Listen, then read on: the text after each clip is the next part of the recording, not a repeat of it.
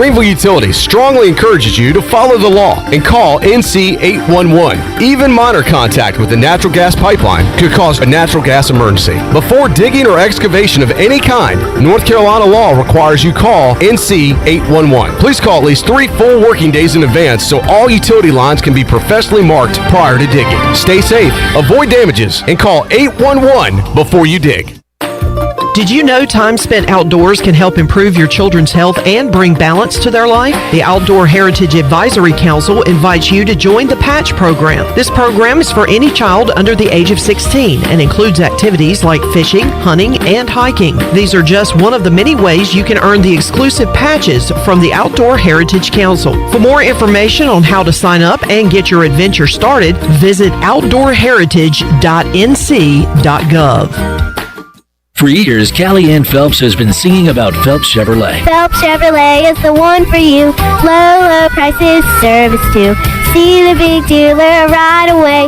Carolina's finest, Phelps Chevrolet. And you'll agree with what Skylar Phelps has to say. Nobody beats Phelps Chevrolet's prices. Nobody. The name you can depend on. Phelps Chevrolet. Get you one. Find new roads with Chevrolet. Then come find yours at Phelps Chevrolet in Greenville. If you missed Pirate Radio Live, you missed. All right, Bryce, here you go. I think I know this play. I was in pass protection. I'm like, here we go. And they always get a dang jump on the ball, and it just was not. Bryce, we're going to have to break down your blocking here. It's not good because he gets a heck of a jump. Let's see. I bet I don't drop my back right foot. See, you see me step up? You see me step up like, oh, well, there's a ball. Let me just take off running right here. Pirate Radio Live, weekdays from 3 to 6, right here on Pirate Radio, the voice of the Pirate Nation. This is Pirate Radio, WGHB Farmville, 1250 and 92.7 FM Greenville, WDLX Washington, 930 and 104.1 FM Washington. The following is an exclusive presentation of Pirate Radio, the voice of the Pirate Nation. Welcome to Pirate Radio Live. You can paint this with purple. Now live from the Pirate Radio studios in the heart of the Pirate Nation, here is your host, Clip Brock. Hello, everyone. Welcome in to a Tuesday edition of Pirate Radio Live. Clip Brock here inside the Pirate Radio studios and coming to you on Pirate Radio 92.7 FM in Greenville, 104.1 in Washington. We are on 1250, 930 online at pr927fm.com. And you can watch us on Facebook Live and YouTube Live. Make sure you are subscribed to Pirate Radio TV on YouTube so you can check out all of our shows, including this program, The Brian Bailey Show, all of our press conferences that we upload there as well, like Joe Dooley, who spoke to the members of the media earlier today via Zoom. We will hear some of those comments coming up later on in today's edition of Pirate Radio Live, as ECU set to take on 5th-ranked Houston Wednesday night at Minges Coliseum, and Houston opened up a 17-point favorite against the Pirates coming up on Wednesday night. We'll talk hoops in just a little bit with Billy Weaver, WITN Sports Director. He joins us around 3:15 at 4 o'clock. No IGO this week, so Jonathan Wags will join us on the show. He is an intern at Hoist the Colors and, covers a lot of the athletics, press conferences, and more. So we'll get to know Jonathan Wagner, talk some ECU basketball and baseball with him. Coming up at around 4:25, we will had to call an emergency Hornets segment on today's show after their overtime win against the Heat last night. The Hornets have now beaten the Pacers, Bucks, and Heat back to back, and Malik Monk has resurrected out of nowhere.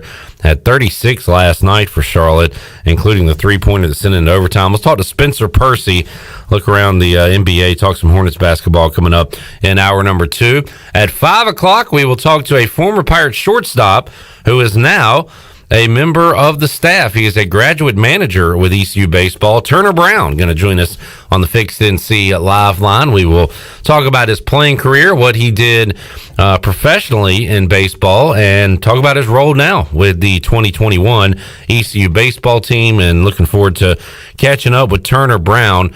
I was talking to Malcolm Gray about this. Turner Brown has the second most starts in ECU baseball history.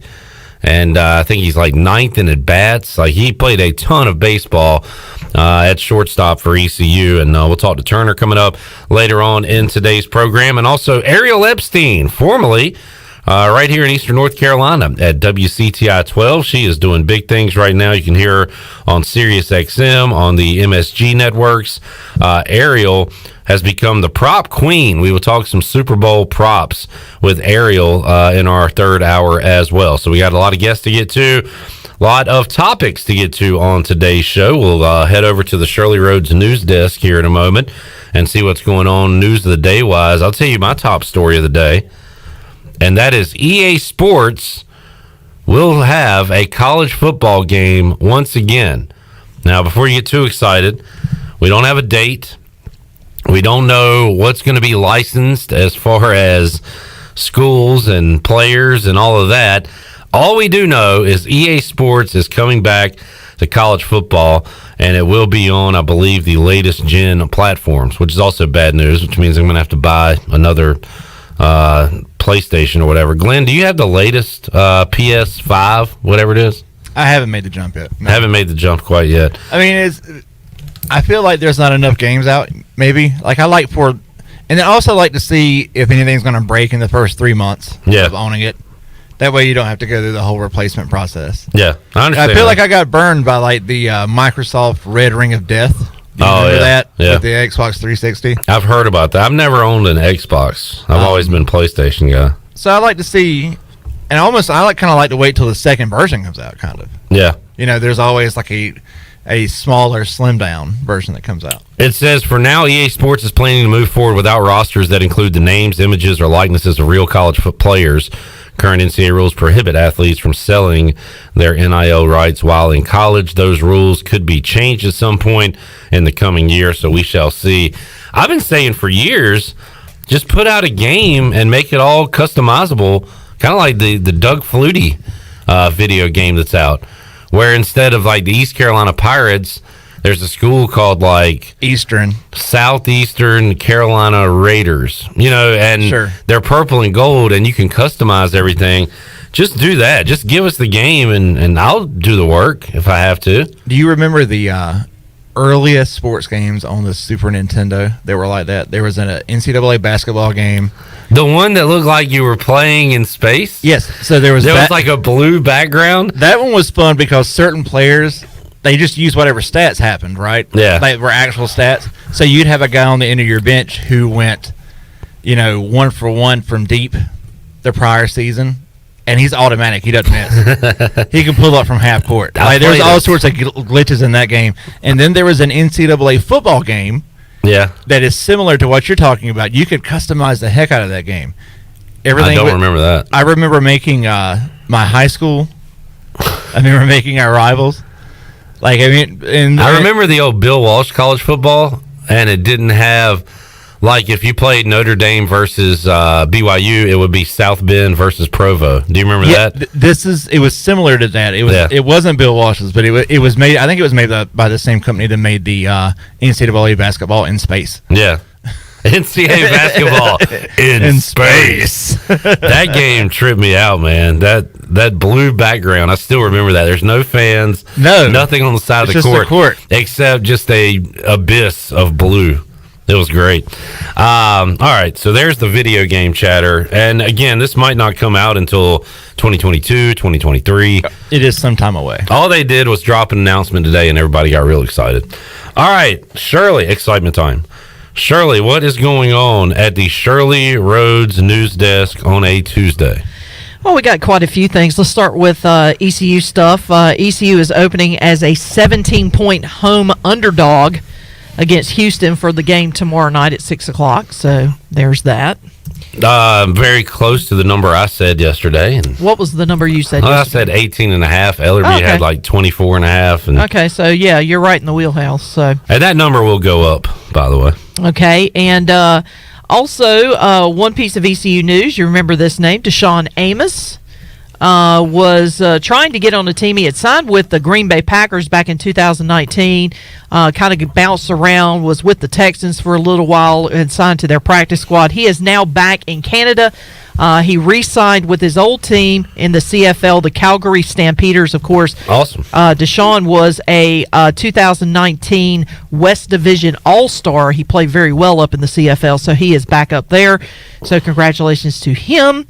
And I actually... Quick note before you move on, Charlie. Yeah. Jeff Charles, as you know, I don't know if he follows the CFL, but he knows more about it than we do and talks about it and talks to ECU guys from there. He watches it actually quite regularly. He was...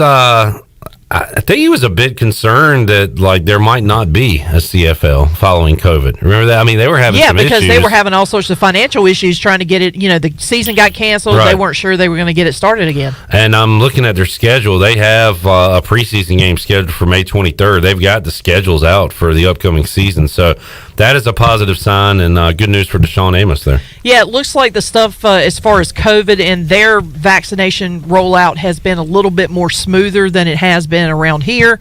So it looks like that they are going to be able to get their season up and going. You're still watching that 4-11 dude, aren't you? Okay. We have a new favorite team, Shirley, because... is it UMBC? Not only do they have a guy listed at 5'2" that Shirley says is 4'11" tops, Darnell Rogers. There was just a guy at the free throw line for UMBC shooting a free throw. I was like, that guy looks really familiar.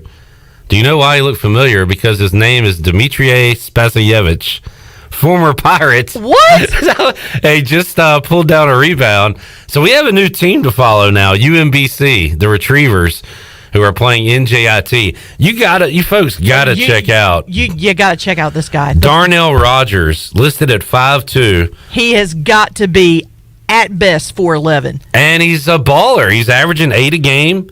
Pulling down rebounds, too. Averaging 1.8. Let's give him 2 rebounds a game. Also, guys... Look at him! As we continue to peel back the onion here, Darnell Rogers started his college career at Florida Gulf Coast in 2017-18. You know who the head coach of that team was? That would be a Joe Dooley. Yes! Everything's coming together. That's a little 6 degrees of separation. How I about gotta that? ask Dooley about this guy because that was Dooley's last year at Florida Gulf Coast. That is awesome. He is the smallest college basketball player, and I wonder what was Spud and Muggsy listed at. I'll look it up. I want to say Spud was like 5'4", 5'5". Muggsy was definitely 5'3". Muggsy, yeah. Oh, they listed Spud at 5'7". Okay, Man. what about Muggsy? Glenn says, what'd you say, Glenn? 5'3"? Yeah. Muggsy. I was thinking like 5'4", 5'5", maybe. He is listed at 5'3". Ah! Glenn knows his Muggsy. That is that old basketball card knowledge. Yeah, type well stuff. done. You know, when you just memorize those things. Muggsy's legs were like... His calves, his thighs, like... It's much like the player you were just talking about. Like it's a normal human, just compacted in different ways, and like he got bigger as he got smaller somehow. This guy's incredible. Darnell Rogers, teammates with Dmitry Spasiyevich. 5'2". I remember when I was at Barton, there was a girl that played, and I'm actually still friends with her. Her real name is Vivian Blue. She was from Clinton High School, but everybody called her Pie. That was her nickname. But she was either 5'2" or 5'3", and every time I saw Muggsy Bogues and saw the size of his calves, that's what would... Pie had just the biggest calves and was one of the best ball handlers I ever saw. Well, all the muscles got to go somewhere, I guess. Yeah, There's not a lot of I places guess. to But, put it, you know, because you would think that, they'd have to kind of compensate for the fact they're not as tall as some of the other players, but... Man, those calves. But anyway, okay, can we go? Let's move on. We have to move on. Yes. Okay, so I have a stat to consider that we didn't bring up on Friday. Stat to consider. But I picked this up from Eric Ward because he tweeted this out. Did you know that this basketball season marks the 30th season that Morgan Ehlers has been doing PA for ECU basketball? Yes, I know that. Oh, okay. Because Eric Ward tweeted it out. It's the only reason I knew. But yes, I know. Thank you, Captain Obvious. Now everyone knows, thanks to Shirley Rhodes. That's awesome. Okay. Congratulations. But we didn't bring that up on Friday because we didn't know. We'll have to mention We'll have to bring that up on Friday again. Yeah, when he joins us. When Morgan comes back. Also, Justin Wright. You might know that name if you're Farmville around Central? here. Farmville Central guard. Yeah. Of course, a great point guard for the Jaguars. He is now playing at North Carolina Central. He was selected as the MEAC Rookie of the Week. Nice. This week. So Justin making some noise over at North Carolina Central. That kid's like, I don't know if he does anything great. He just does everything good. Yeah. And he doesn't have... If he's he was not taller, the flashiest of players. he would have been recruited by everybody, but he's like not super tall. No. He's just a ball player. He's and he's very efficient. Great He's defensive player. Very efficient. Yep. All right, let's move on to some of the national news. College basketball, Florida State and Richmond, both teams have their basketball programs are on pause due to COVID issues. That's a big deal for Florida State because they're ranked number 20 right now. So that's going to be an issue. There's been one football game that's actually been moved. The North Carolina-Georgia Tech football game that's scheduled for September 25th has now been moved to the Mercedes-Benz Superdome in New Orleans. So that game has actually is being relocated to the Superdome. So that came out earlier today. Also, Vince Young, you remember that name. Texas Titans. Yep, play for the Tennessee Eagles. Titans. He has returned to the Texans program. He's been hired as a special assistant in the athletics department. Now, this is his second job within the athletics department. He was fired in 2019 for poor performance. So, believe it or not. They're bringing him back. All right. Yeah, they're bringing him back. So, go. Oh, well, they did get a new head coach. So Steve Sarkisian. Sarkisian, yeah. Yeah, so they called Vince Young up and asked him to come back. So, and then the final thing is Major League Baseball news. The Major League Baseball has announced that no team will be permitting fans to attend the spring training games. But that's spring training sessions. That should not say games. I don't know why I wrote that down, but it's the spring training sessions. But they are going to allow fans at a 25% capacity to the spring training games that are going to be held in Arizona and in Florida. So you'll keep an eye on that. So they're slowly but surely starting to let people, back into some of the Major League Baseball games, although there was a proposal that was turned down to delay the start of Major League Baseball season. So there's that, and we are less than 20 days away from ECU baseball starting. So very there good. You go. Quick addendum. Now I see why you were confused on this. What was it? Is it not the football game? Because North Carolina and Georgia Tech on September 25th will be played at Mercedes-Benz Stadium in Atlanta, not Mercedes-Benz Superdome. We've got to... Where did you... Is that Football Scoop? This is from Carolina Football. Okay, well, Football Scoop had Mercedes-Benz Superdome. Well, so that was... First of all, we need to correct that. We can't have these multiple stadiums named after one sponsor. It's too confusing. Mercedes-Benz Stadium. Why can't they just say the Superdome and leave it at that? Leave it at that, because there's they can put the Mercedes-Benz up on the door for all I care, but just call it the Superdome. Everybody knows what that is. All right, there is your Let's get a break. news of the day. We'll take a timeout, come back, talk about what's going on in the world of sports with Billy Weaver, WITN Sports Director. He joins us when we return on Pirate Radio Live. We're back with you after this.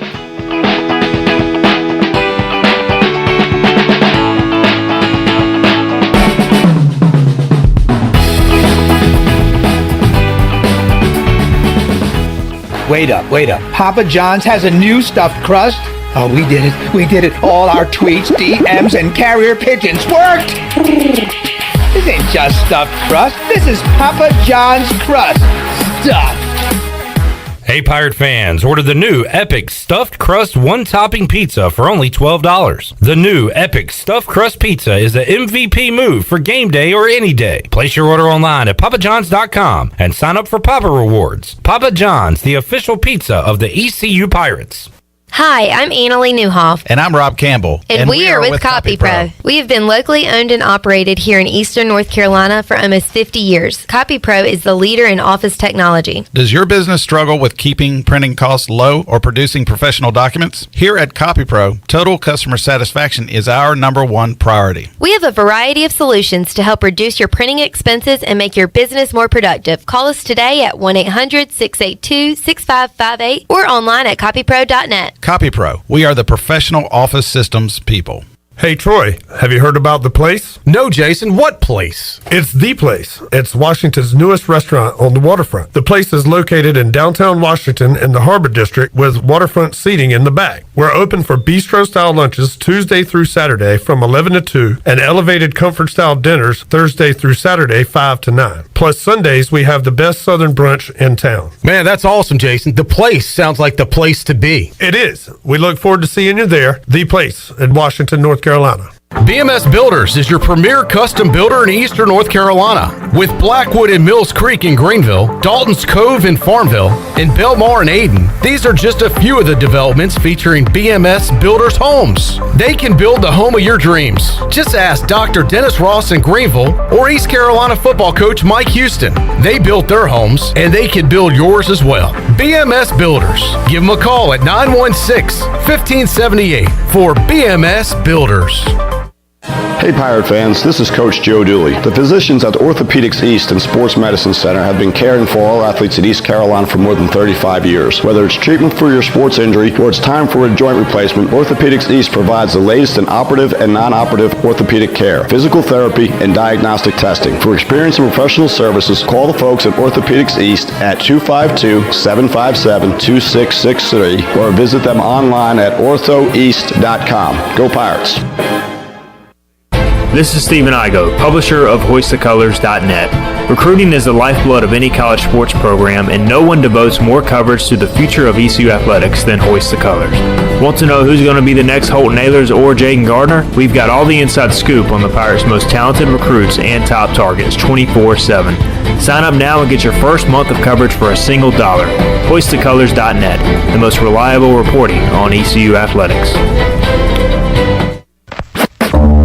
When you don't have time to go to lunch, let Jimmy John's deliver lunch to you. With Jimmy John's, we can get a freaky fresh sandwich to you freaky fast. Click to order at jimmyjohns.com.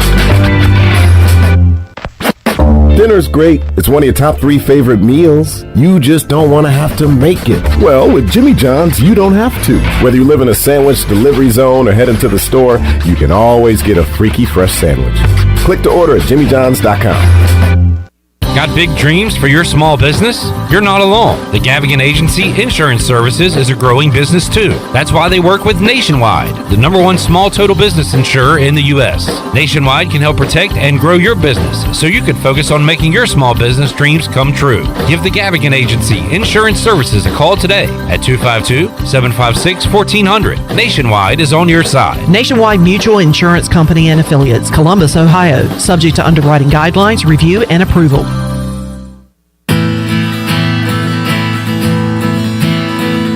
Yo, ho, you're listening to Pirate Radio.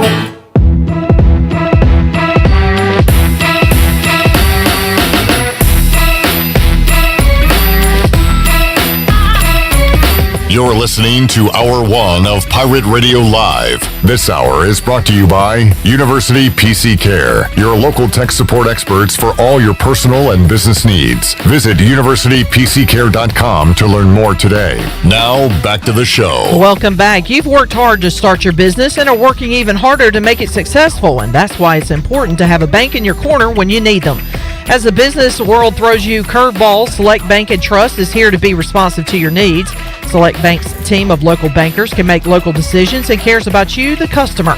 Get the business services that are right for your business today with Select Bank and Trust. Bank local, bank select. Now let's head back in to Pirate Radio Live. Here's your host, Clip Bryant. Alrighty, back with you on Pirate Radio Live here on a Tuesday. Solid sports night tonight. You got a top 10 matchup in Austin, Texas, as Texas will host undefeated Baylor. The Hurricanes in action tonight. against the Chicago Blackhawks. And believe it or not, we are 1 week away from cars being on the track. Let's bring in WITN Sports Director Billy Weaver, who joins us. We had a great chat, Weave, yesterday with Ed Watkins, as you know, one of the easiest guys to talk to. Always a great interview with Ed Watkins. Got me fired up for some racing. And 1 week from tonight, Billy, the Clash at Daytona. Next Thursday, you'll have the duels. And then Sunday, February 14th, it'll be the Daytona 500. Can you believe it, Billy, that racing is already here? Yeah, that's awesome. And, it's one of my favorite times of year because it kind of kicks off, for me anyway, and more mentally than anything, it kicks off kind of the spring season because I just remember days of, going to Daytona for a week for Speed Week, getting down there in the warm climate, and when you get back to eastern North Carolina, usually by then you're in the third week of February, starting to get into March, and of course, end of February is when baseball season starts around here. So anytime the cars start revving up, the baseballs start hitting bats, it's springtime for me. So yeah, it's a fun deal. And the Daytona 500 is one of those events that, as a sports fan, as somebody who's covered sports for a long time, it's one of the must-see TV events for me. Or must attend. Obviously, this is a different deal with the pandemic and everything. But it's one of those. There's the Super Bowl that is must see TV. There's the Daytona 500, which is the Super Bowl of racing. That's must see TV. You can throw the Masters in there, of course, in April, and the Kentucky Derby. Those. It's just one of those events that you have to watch if you're a sports fan, and that's me. I love the Daytona 500, and I'll sit and watch it the entire day. And I believe we will see some fans, I think anyway, for the first few races, because Daytona 500, obviously, in Daytona, Florida. The following week, they're going to run the road course there at Daytona International Speedway, and then the 28th of February, it'll be in Miami. So I think down in Florida, they will allow some fans, so that'd be nice to see at least a few fans in the stands for those races. Yeah, it'll be nice. Of course, racing's one of those deals where, the drivers only hear the fans twice, during driver introductions and at the end of the race. Right. They get out of the cars. Obviously, they don't hear them in the cars, but racing is one of those deals where, and that's why you see a lot, when your favorite driver crosses the start-finish line during the race, you'll see guys, stand up and wave on, because that's the way to show your appreciation for your driver. I can't tell you how many times I've been at a race and Dale Earnhardt Jr. takes the lead, especially at Talladega. There, for sure, if you were in one of those cars, if you were Dale Earnhardt Jr. taking the lead at Talladega, those fans are cheering you on because you can see it. So it's a different deal with racing as far as fans go. But they're definitely I think, in my opinion, one of the most loyal fan bases there is in sports. I mean, you can argue, obviously, some different football teams, colleges, pros, things like that. But diehard, loyal fans, they're in NASCAR. So, yeah, it's going to be nice to see some fans in the stands. One more note, Billy. We'll get to this later, certainly as we get into the year. Fox and FS1 has the first half of the schedule of races, and then Sunday, June 2nd, will be the first race scheduled on NBC Sports Network, although it has come out that there might not be an NBC Sports Network later on in 2021. So it looks like we might see, I guess, some races on USA Network. Have you looked into the NBC Sports Network stuff, Billy, at all? No, I haven't, but I've heard, grumblings about it. So, yeah, I don't know what's going on with that. I don't know if it's, pandemic related. I don't know, what exactly it has to do with. It sounds like they're moving everything to the Peacock streaming app, I guess. Right, and I actually have that on my phone, and it's pretty neat. As a matter of fact, the first time, speaking of racing, the first time I downloaded the Peacock app on my phone was to watch a series that Dale Earnhardt Jr. Does. He's got a streaming show on there that, they basically go around to old racetracks that are long gone Yeah. and long forgotten, and they're basically skeletons of what they used to be. They're racetracks that have been forgotten. Time is forgotten, and they'll go back and they talk to people that used to race at those tracks. He talks about his dad racing at some of these old racetracks, and like the North Wilkesboros of the world, and Rockingham, which is a little bit different situation. It's not in this series because it's not like a ghost. These are tracks that some of them, you can barely tell there was a track there. Rockingham's a little bit different. They still do stuff there. But it was really neat, and that was the first time, and the reason I downloaded the Peacock app, and I think that's where they're transitioning to, and I think that's going to be the case with a lot of it. There are so many sports networks right now, you just wonder how they're all going to survive. Billy Weaver, WITN Sports Director, joining us on the Fixed NC Live line. We got ECU basketball returning to the hardwood Wednesday night, their biggest challenge of the year. It'll be East Carolina and Houston, number 5 in the country. The Cougars open up a 17-point favorite against the Pirates. I heard you earlier today on the Zoom call with Joe Dooley asking about a number of things, including Jaden Gardner getting some help, and also Billy, you asked Dooley about continuity with the players, but how about continuity with the coaching, and Dooley unable to be around, and something I really hadn't thought about. Yeah, he's not there for game day, but Dooley, when you asked him about it, went into how he really hadn't been around the team the entire month of January almost with everything, and that really kind of puts into perspective how difficult this thing has been with COVID and Joe Dooley not being able to be there with the team day to day, in practices. Yeah, I mean, that's a huge deal, and he did kind of, he mentioned that, when you have a player or somebody that's out, for a week or a game or whatever, with a sprained ankle, you really don't miss them. And with a situation like he had, when you're not even allowed to be around, you can do the Zoom interviews and, like he said, the text messaging back and forth a lot. But what I thought was very interesting in his answer is that, he said, especially during practices and games, when you're the head coach, and it's any sport, and we've seen them, you have to be stern at times with young players. And, there's an old saying that, we used to say, coach is getting in your shorts, where he's just, yelling at you and saying, you got to do this better, you got to do that better. And he also said, patting a guy on the back when he does something well, that physical contact, that, face-to-face contact you don't have. So it becomes a continuity issue, and I recognized it. I mean, I don't know if anybody else, kind of put it into the perspective that I thought, is that, these guys look like they've lost their dad. They're not out there playing the way we know they can play. Yeah. And I kind of got that sense when Joe Dooley was out that those guys were lost. Nothing against Steve Rockefeller or any of the assistant coaches at all. It's just that's the dynamic of it. When you have your leader that's not there, I mean, take Bill Belichick away from the New England Patriots during their, big runs. I mean, are they going to be as effective? Are they going to be as good a team? And,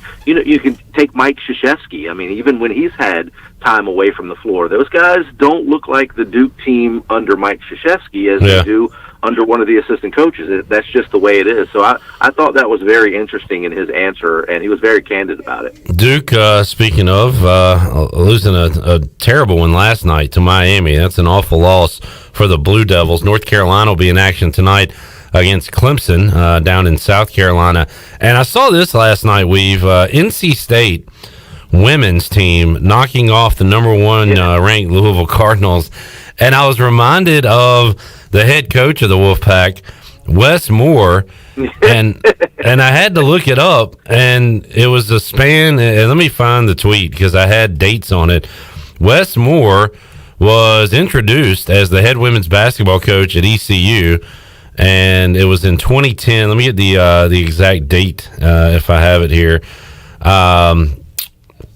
Let's see. There he is. Wes Moore. This would be April 27th, 2010. And then on April 29th, 2010, Moore decides to remain at Chattanooga. So for a couple of days, Billy, he was going to be the head coach for ECU women's team. He stays at Chattanooga. He goes to NC State. And I'm assuming, Billy, they beat the number one team. Next week, they're going to be the number one team in women's college basketball. Yeah, and this is the second time they've beat a number one team. And they're number 3 in the country right now, so there's no reason they're not going to be number one. So, yeah, crazy story there. Yeah. And I can remember being at the introductory press conference over at the Murphy Center and talking to him and interviewing him, and, he was happy to be at East Carolina, yada, yada. And, it didn't come to and next thing you know, it was like, wait, he's not here? He's gone? And he went back to Chattanooga. Weirdest thing, but, yeah, I think about that every time I see anything with the NC State women's basketball team. And I'm going to tell you what, they've got it going on over there. They really do. And, I think and what you're seeing now, too, is you're seeing a little bit more parity in women's college basketball. It's not just Tennessee and UConn anymore. You're seeing other teams that are number one in the country. We've seen Notre Dame have very good women's basketball teams. South Carolina, obviously, great basketball teams. Now, NC State, Duke has had great basketball teams. So there's a lot of parity now in women's college basketball, and I think that's what that sport really needed. Billy Weaver joining us. Weave, it is Super Bowl week, Super Bowl 55 coming up on Sunday. It'll be the Chiefs taking on the Bucs. And Troy asked me yesterday, does it feel like Super Bowl week? And I said, well, yeah. I mean, we're previewing it. We're talking about it. Now I know what he means. Like, without the media day and the hoopla and all that, it does certainly feel different than a normal Super Bowl week for sure. Oh, absolutely. And I think that you hit it right on the head with the media day, because that was the big start of Super Bowl week, where you saw all the crazy interviews with every weird station, right. every Ellen DeGeneres would have one of her reporters, so to speak, there, and then every the Tonight Show and every kind of late night show would have somebody there, and then they always have a kid reporter there asking questions, and then they have a guy in a wrestling outfit, a Mexican wrestling outfit with the what do you call those? Luchador mask? Luchador mask. You remember, there's always that guy running around asking crazy questions. So you never know how much you miss those things until they're not there, because it was just kind of the official start of Super Bowl week, and it was you never knew what kind of crazy sound bites you were going to get out of some of the athletes on media day. So yeah, it does have a different feel to it. It's definitely going to have a different feel on Super Bowl Sunday, because I wouldn't imagine there's going to be a whole lot of big Super Bowl parties. Everybody's kind of shied away from that, which is very understandable. And I'll probably just be sitting on my couch, hanging out at the house watching the game and not being at a Super Bowl party for sure. Yeah, I guess good news, the game itself is big enough. It doesn't need a hoopla, the matchup anyway, Billy, because Bucs Chiefs, this is going to be fantastic to see these teams go at it. They went at it earlier this year. Chiefs went up big on Tampa. Tampa was able to rally back and I think lose the game by 3 points. Tyreek Hill, that was the game where he had over 200 yards in the first half receiving for the Chiefs. I'm on the Chiefs, Billy. Starting to hear some folks on the Bucs wagon here on Sunday. How about you? How do you think it plays out? How I think it plays out and who I'm rooting for, I think maybe. All right, well, give me both of those answers. I think Kansas City's probably going to win a close one.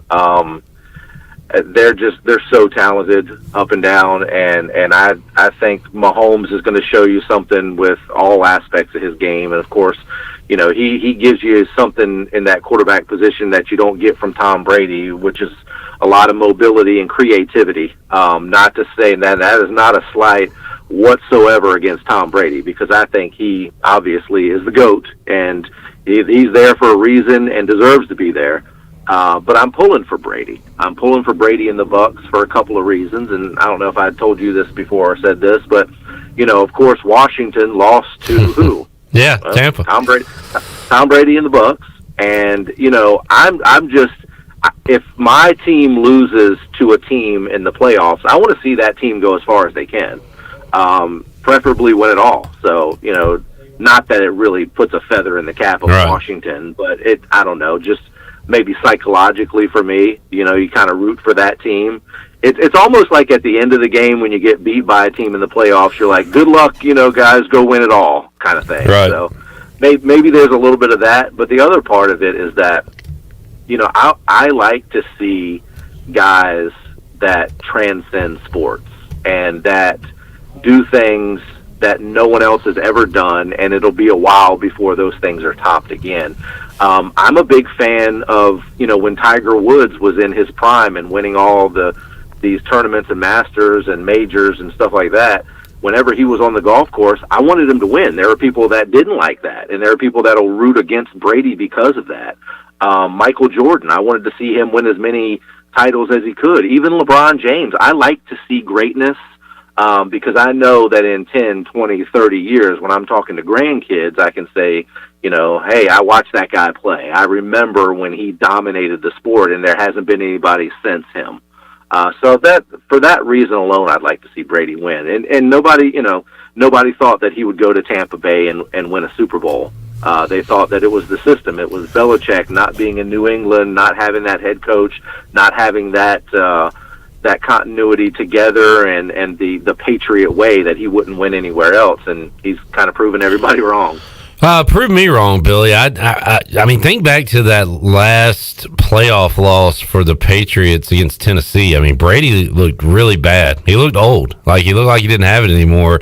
Goes down to Tampa. He's had some help. That defense has been great. He's got weapons around him. But we saw it in the game against our Washington team, Billy, that when they needed a first down and he got a clean pocket, he can still rip it and hit his receiver right on the money. So he's certainly getting it done.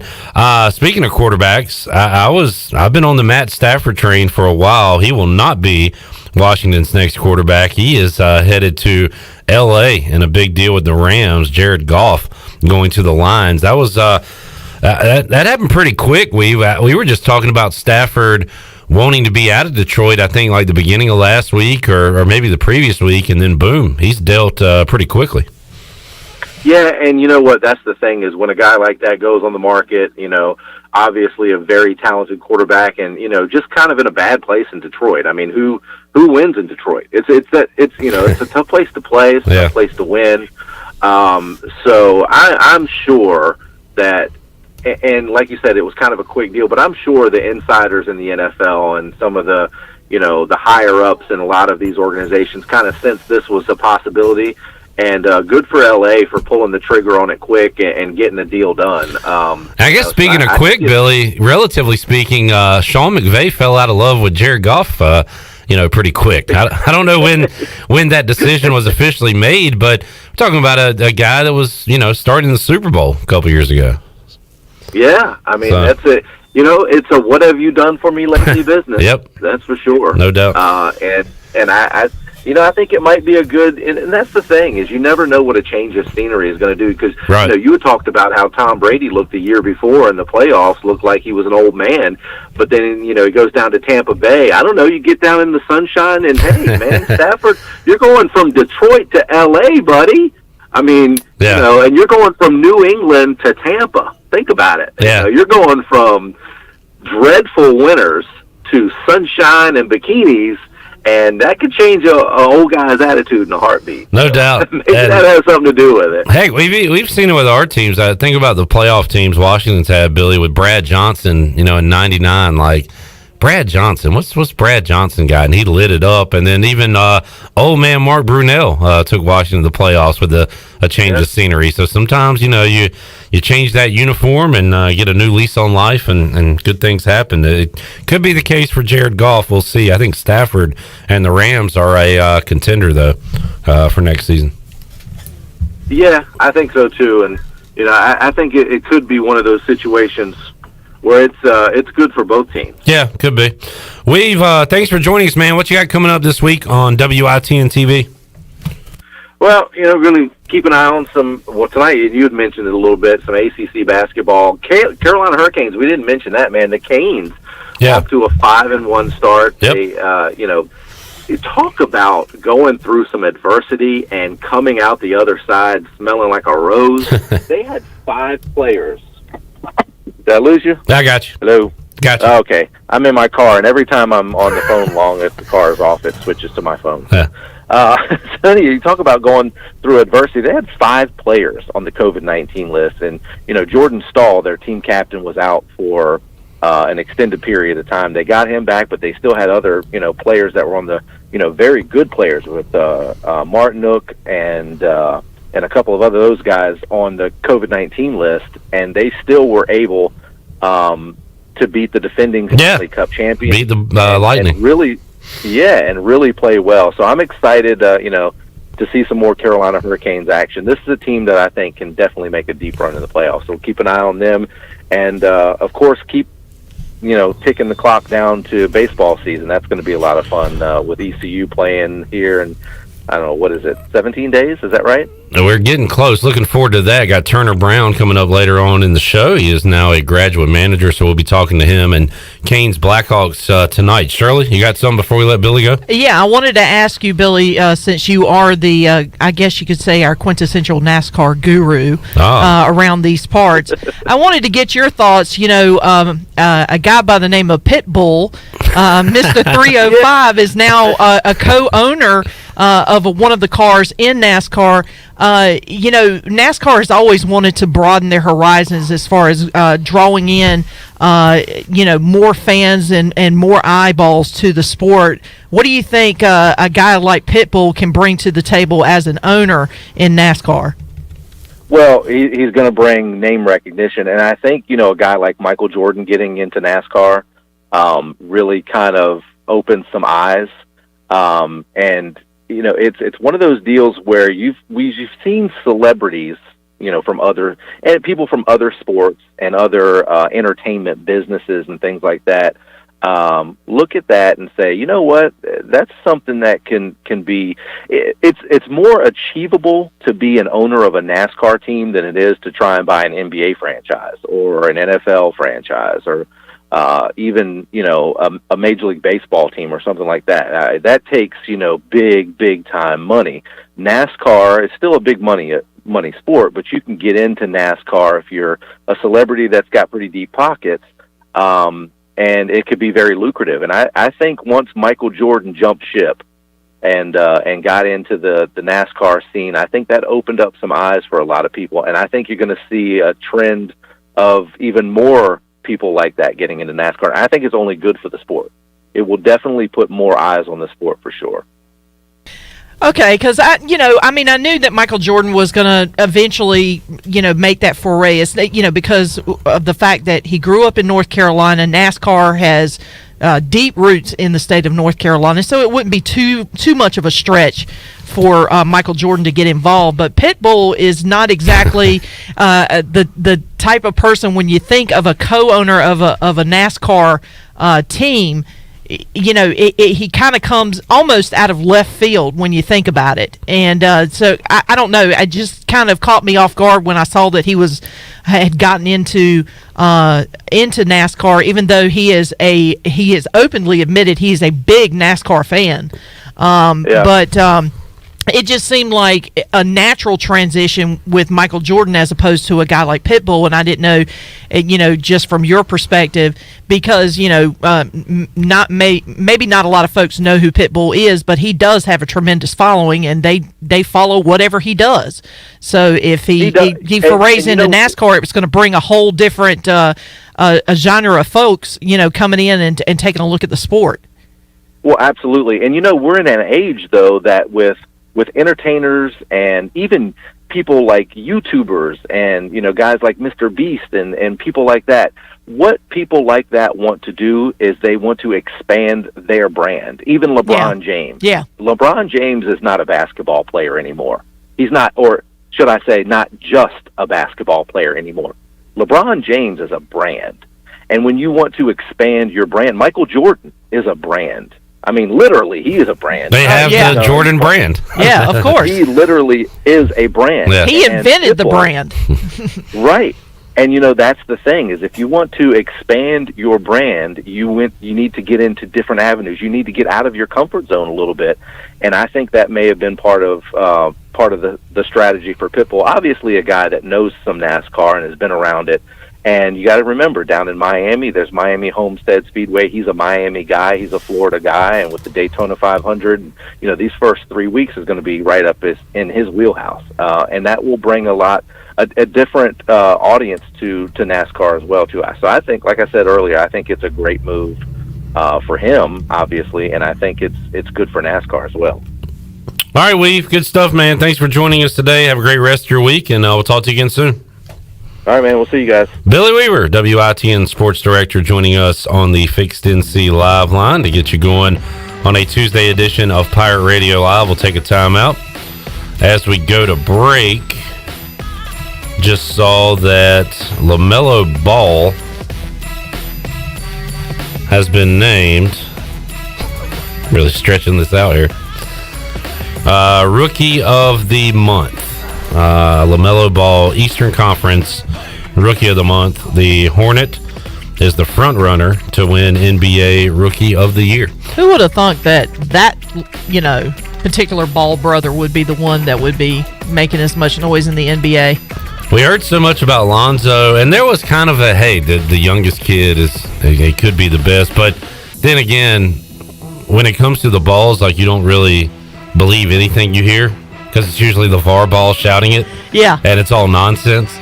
But, man, he's been good, and the Hornets have been good. In fact, we'll talk some Hornets hoops coming up in hour 2 of today's program. We'll take a timeout, come back, get ready to wrap up hour 1. By the way, I failed to mention it's Tuesday. I didn't fail to mention that. I failed to mention that it's 2 for Tuesday, Shirley. You have notified me. We'll make 2 winners coming up in hour 3. We'll open up the booty bag twice, so your chance to win coming up later on in today's show. We'll take a timeout, come back, and have more for you on Pirate Radio Live after this. You've worked hard to start your business and are working even harder to make it successful. That's when it's most important to have a community bank and a local banker in your corner. This is Eric Clark from Select Bank and Trust. Our team of local bankers care about you, our customer, and the communities in which we all live and serve together. As the business and economic conditions of 2020 threw you many curveballs, our team at Select Bank and Trust remains steadfast in being responsive to your ever-changing needs. In 2021, choose Select Bank and Trust. Bank local, bank select, member FDIC. UBE and PirateWear.com are proud to offer the Pirate Nation its largest inventory ever. Brand new Adidas is arriving daily, along with Under Armour, Columbia, and Russell Athletic. UBE is loaded with cargo, and new items are being added daily to PirateWear.com. Be sure to check out our children's store, The Crow's Nest, for all of your young pirates. UBE and PirateWear.com, an ECU tradition for 50 years. Go Pirates! With rates being historically low, now is the best time to buy or refinance your home. This is Talbot Green with Angel Oak Home Loans. Now is the time to take advantage of the opportunity to buy more home or refinance your current mortgage. The combination of our local team's experience and Angel Oak's wide offerings of products from standard conventional, government, and portfolio loans has something for most financial situations. For more information, call Talbot Green, Joanne Weir, or Wanda Hager at 751-2060. NMLS 1719250 and 685-842. Equal housing lender. You demand perfection. That's why you drive the perfect car. Okay, maybe it's not exactly perfect, but it's perfect to get you to Domino's for their perfect $7.99 carry-out deal. Carry out any 3-topping pizza or a 10-piece order of wings, smothered in delicious sauces like hot buffalo, garlic parmesan, and honey barbecue, just $7.99 each. Demand the perfect carry-out deal at Domino's. Carry-out only. You must ask for this limited time offer. Prices, participation, and charges may vary. Excludes XL and specialty pizzas. Crust availability varies by size. Hey, Pirate fans, got big goals for your property? Then make this the year you team up with quality equipment. Our John Deere compact tractors will tackle all your spring projects, and they start at just $99 per month. Need to add a mower deck and loader? How about a garden tiller? We'll give you one low package price. Shop tractor packages at QualityEquip.com and get quality done right. Offer ends 3/31/21. Subject to approved installment credit with John Deere Financial. Some restrictions apply. See dealer for details. Hey, welcome to Jack Brown's. Hey, can I get a cheeseburger and add lettuce and tomato? No, we don't have it. You can get some macaroni and barbecue chips on it, though. Greg Brady style. Or cream cheese and jalapeno jelly. Cobra Kai. Or bacon, a fried egg, and some cheese. Chiplet. Or just cheese, like a cheeseburger. Cool. I'll take a Greg Brady with those new cheese fries you guys got. Sounds good. Oh, I forgot. Can I get us that a ranch? No! Jack Brown's, 805 Dickinson Avenue, Greenville. Been pulled over for speeding and written a ticket? Then you need to call O'Neill's Speedometer Service in Greenville. O'Neill's can calibrate all vehicles for speeding tickets. All-wheel drives, no problem. 18-wheelers, no problem. Motorcycles, no problem. O'Neill's can also repair instrument gauges that have stopped working. Whether you drive a Ford or GMC, Greenville's trusted speedometer shop for over 30 years is O'Neill's. Call today for repairs or calibration work at 756-5050. O'Neill's Speedometer Service. Go Pirates. Did you know your small change can make a difference? The next time you visit McDonald's, please consider rounding up for the Ronald McDonald House. Your change adds up and can help many folks in Eastern North Carolina. Just $10 can provide a free night stay for families with sick children here in Eastern North Carolina and across the state. Just ask your cashier at checkout or choose to round up for RMHC when ordering through the McDonald's app. Thank you for visiting your local McDonald's owned by Dixon Foods and for your support of the Ronald McDonald House of Eastern North Carolina. This is Brian Bailey, host of The Brian Bailey Show, and you're listening to Pirate Radio, the voice of the Pirate Nation.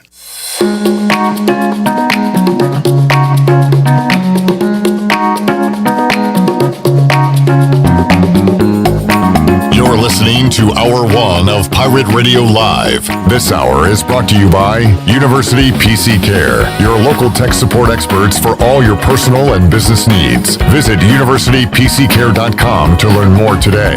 Now, back to the show. Welcome back. Are you in outside sales and looking for an opportunity to increase your earning potential?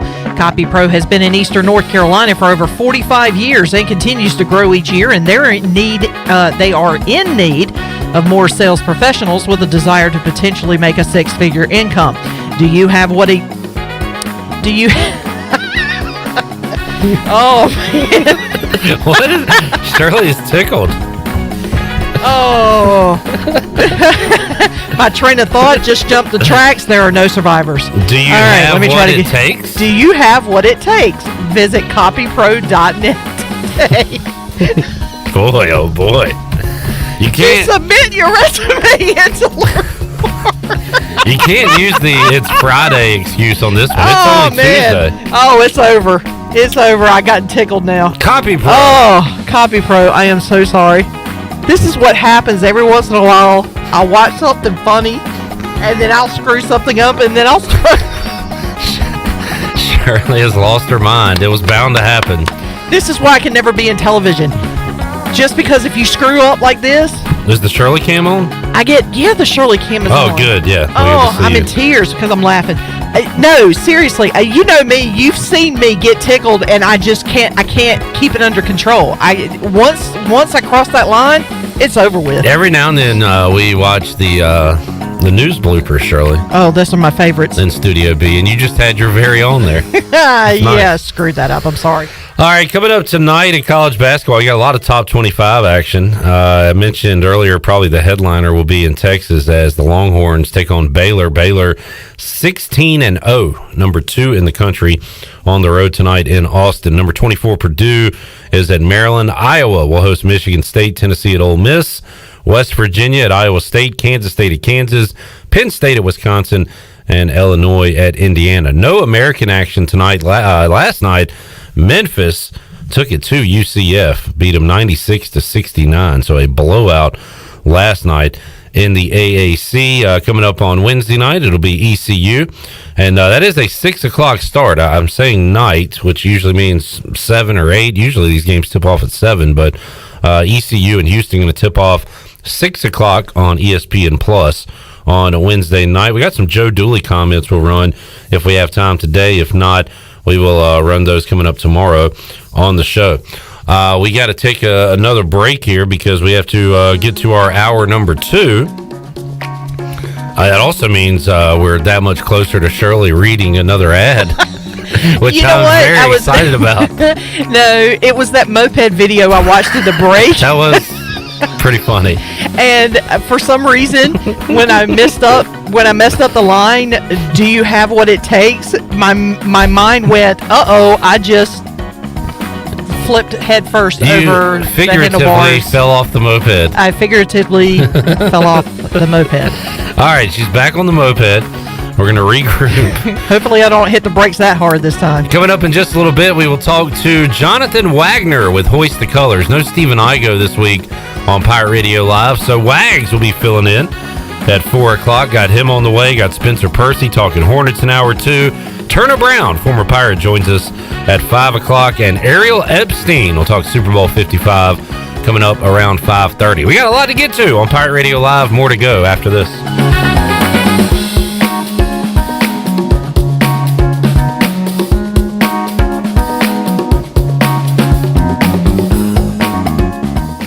Hey Pirate fans, this is Blake Hardigree with ECU Baseball. I want to invite you to join our team on Saturday, February 13th virtually for our 2021 Pirate Baseball Banquet. Our keynote speakers are former ECU players Alec Burleson and Bryant Packer. We will have an auction through the Handbid app starting at noon on Saturday, February 6th and closing on Saturday, February 13th at 6 p.m. All proceeds from the banquet will go directly to ECU Baseball. Check ECU Baseball social media for the links and get your tickets today. We look forward to having you. Go Pirates!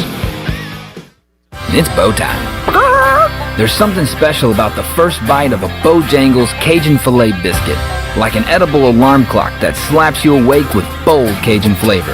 The moment you sink your teeth into that soft, fluffy, made-from-scratch biscuit, then strike gold with a juicy piece of fried chicken, you'll know.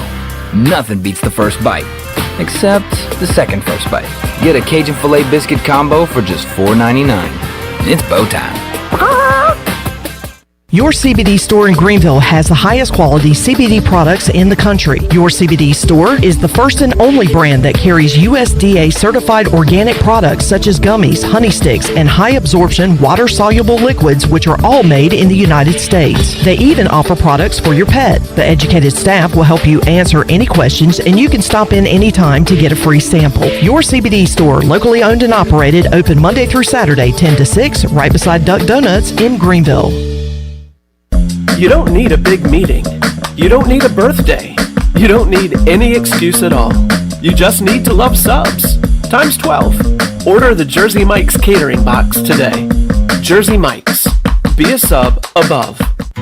Tired of cooking at home? Change it up without getting up. Just order Jersey Mike's through our app for no contact delivery or no contact at the door pickup. Jersey Mike's. Be a sub above. Introducing Tommy Club, the best car wash value anywhere. Starting at just $19.99 a month, you can wash your car as often as you like, and also take advantage of our express lanes exclusively for Tommy Club members. You can enjoy a gentle belt conveyor ride to a spot-free shine faster and as often as you like when you're a member of Tommy Club. Plus, our vacuums and mat washers are always free. We're Tommy's Express. Tommy's Express Wash, now open on the corner of Greenville Boulevard and Red Banks Road in Greenville. Your future is yours to create, and with the leadership development of Army ROTC, you're capable of taking command of it. Even in the midst of a pandemic, enrolling in Army ROTC prepares you to thrive as a full-time college student. Our specialized elective courses will equip you with the skills necessary to succeed in life, all while earning money for education. A strong future takes a strong force. Find out how to lead at goarmy.com/ECU. To learn more, contact Dale Anderson at 252-622-5346 or Anderson DAL at ecu.edu. The Rick House is Eastern North Carolina's premier American-styled restaurant and bar. Join us at the Rick House for mouth-watering steaks and the best burgers around. Check out the spicy mahi risotto or the bourbon pecan salmon. Wednesday night is date night. 2 salads, an appetizer, a bottle of wine, 2 entrees, and a dessert for just $55. Thursday is ladies' night with $5 martinis and special apps. The Rick House, American Provisions and Spirits, 710 Red Banks Road beside the bowling alley in Greenville. The Rick House. Here today with Angus, also known as Jeff Bell to his friends and family. Why F3? Well, in terms of trying to develop yourself physically, when you depend on yourself, you can have kind of good periods and bad periods. But with F3, the social aspect of working out just really motivates you to go a lot farther than you can on your own. One letter, one number, F3. Fitness, fellowship, and faith. All workouts are free of charge and open to all men. Leave no man behind, but leave no man where you find him. Learn more today at f3enc.com.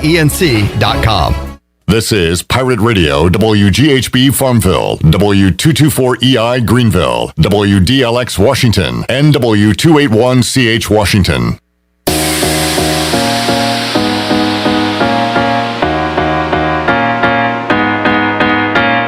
You're listening to Hour 2 of Pirate Radio Live. Now, back to the show. Welcome back. From Sales to Service, Greenville Auto World has all of your vehicle needs covered. Shop all of their inventory now at greenvilleautoworld.net. If you're also looking for someone to service your vehicle, Greenville Auto World has a full service and repair facility. They do brakes, oil changes, tires inspections, and they can repair any kind of vehicle. Greenville Auto World across from Speedway and at Bells Fork and online at greenvilleautoworld.net. Thanks to Tim Sutton and Jim Rogers of Greenville Auto World for their sponsorship of the program. And as we head back into Pirate Radio Live clip, this just popped up just a moment ago. The Los Angeles Angels announced that they have suspended pitching coach Mickey Callaway in the wake of the report that surfaced a day or two ago that he sexually harassed female reporters over the span of 5 years. Callaway was accused by 5 women of inappropriate behavior that included sending shirtless photographs, a request for nude pictures, and other advances. The women all worked in sports media at the time of their interactions, which included his run as New York Mets manager and the pitching coach for the Cleveland Indians. Clip? Yeah, I let Billy off the hook on that one since he's no longer the Mets manager. I figured I'd just not talk about that with Mets fan Billy Weaver, but did see that in the news, and just another example of the Mets can't have nice things. Of course not. So that's the case here. All right, thank you, Shirley. Welcome back into the program. And by the way, here, Shirley can. I high-five myself. I got through that without screwing that up. You did a great job there. Did a great job. Intern Tully, by the way, doing some producing today. Yeah, that's right. Well there he done. is waving. Good You job. can't see his face because my big head's in the way. But got the big dog in the house as well. So full house today here inside the Pirate Radio studios. Let's head out to the Fixed NC Live line. Usually 4 o'clock on Tuesdays. We talk to Stephen Igo. No Igo this week. He'll rejoin us next week here on the show. But we do have from Hoist the Colors, Jonathan Wagner joining us. Jonathan, welcome to the show. How you doing, man? Pretty good. How you guys doing? Hey, doing great. Jonathan, this is your first time on Pirate Radio, or have we had you on before? Yeah, this is my first time. I'm making my debut. All right, Wag's debut. Good stuff. Well, before we get started, Jonathan, I know you're a Washington football team fan. You're a Nats fan, so you're a Washington sports guy. Where are you from? And tell us a little bit about yourself, Jonathan. Well, I'm actually from Pinehurst, North Carolina. So I've grown up in North Carolina my whole life. But I've had some family that's from the D.C. area, mainly on my dad's side. So that's where the football and Nationals fan came from. But I'm a Hurricanes fan, not a Capitals fan.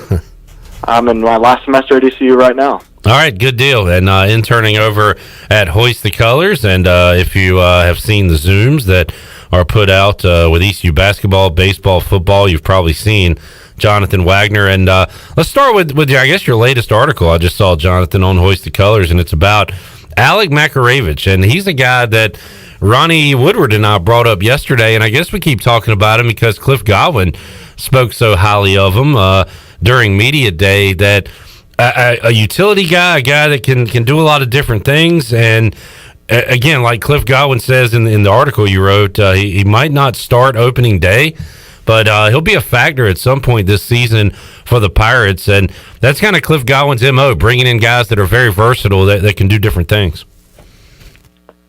Yeah, for sure. I mean, he was recruited mainly as a shortstop. His primary position at this point is probably third base. He can play second base, he can play shortstop, and he can play all 3 outfield positions. And this is a big kid, too. So you don't really see that every day. And not to mention he's a switch hitter, but Godwin, he just raved about his intent on every ground ball, every rep he takes in practice, that he acts like he's playing for the World Series. And I think he's got the potential to really make a big impact this year. Yeah, and I know you guys at Hoist the Colors. I really enjoyed the first base preview that Igo put out. When are you planning to put more of those out? Do you know yet, Jonathan? Because you guys are breaking down each position here before we get started with the season. Yeah, me and Igo, we're kind of tag teaming that. We're alternating every other.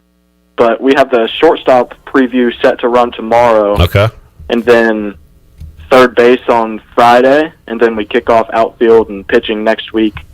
And then we'll have a preview podcast next week as well. But tomorrow for the shortstops is next on the list. Sounds good. We'll talk to a former shortstop coming up at 5 o'clock. Turner Brown going to join us here on Pirate Radio Live to talk about his current position as the graduate manager for the ECU baseball team.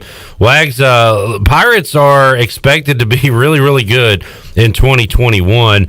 What, as you've started to look at this team, and obviously you know a lot of the team because they're all returning pretty much from last year, what, in your opinion, is the strength of this 2021 ECU baseball team? I think it has to be the pitching depth. I think weekend rotation, you're probably looking at Gavin Williams, Jake Kuchmaner, and Tyler Smith again.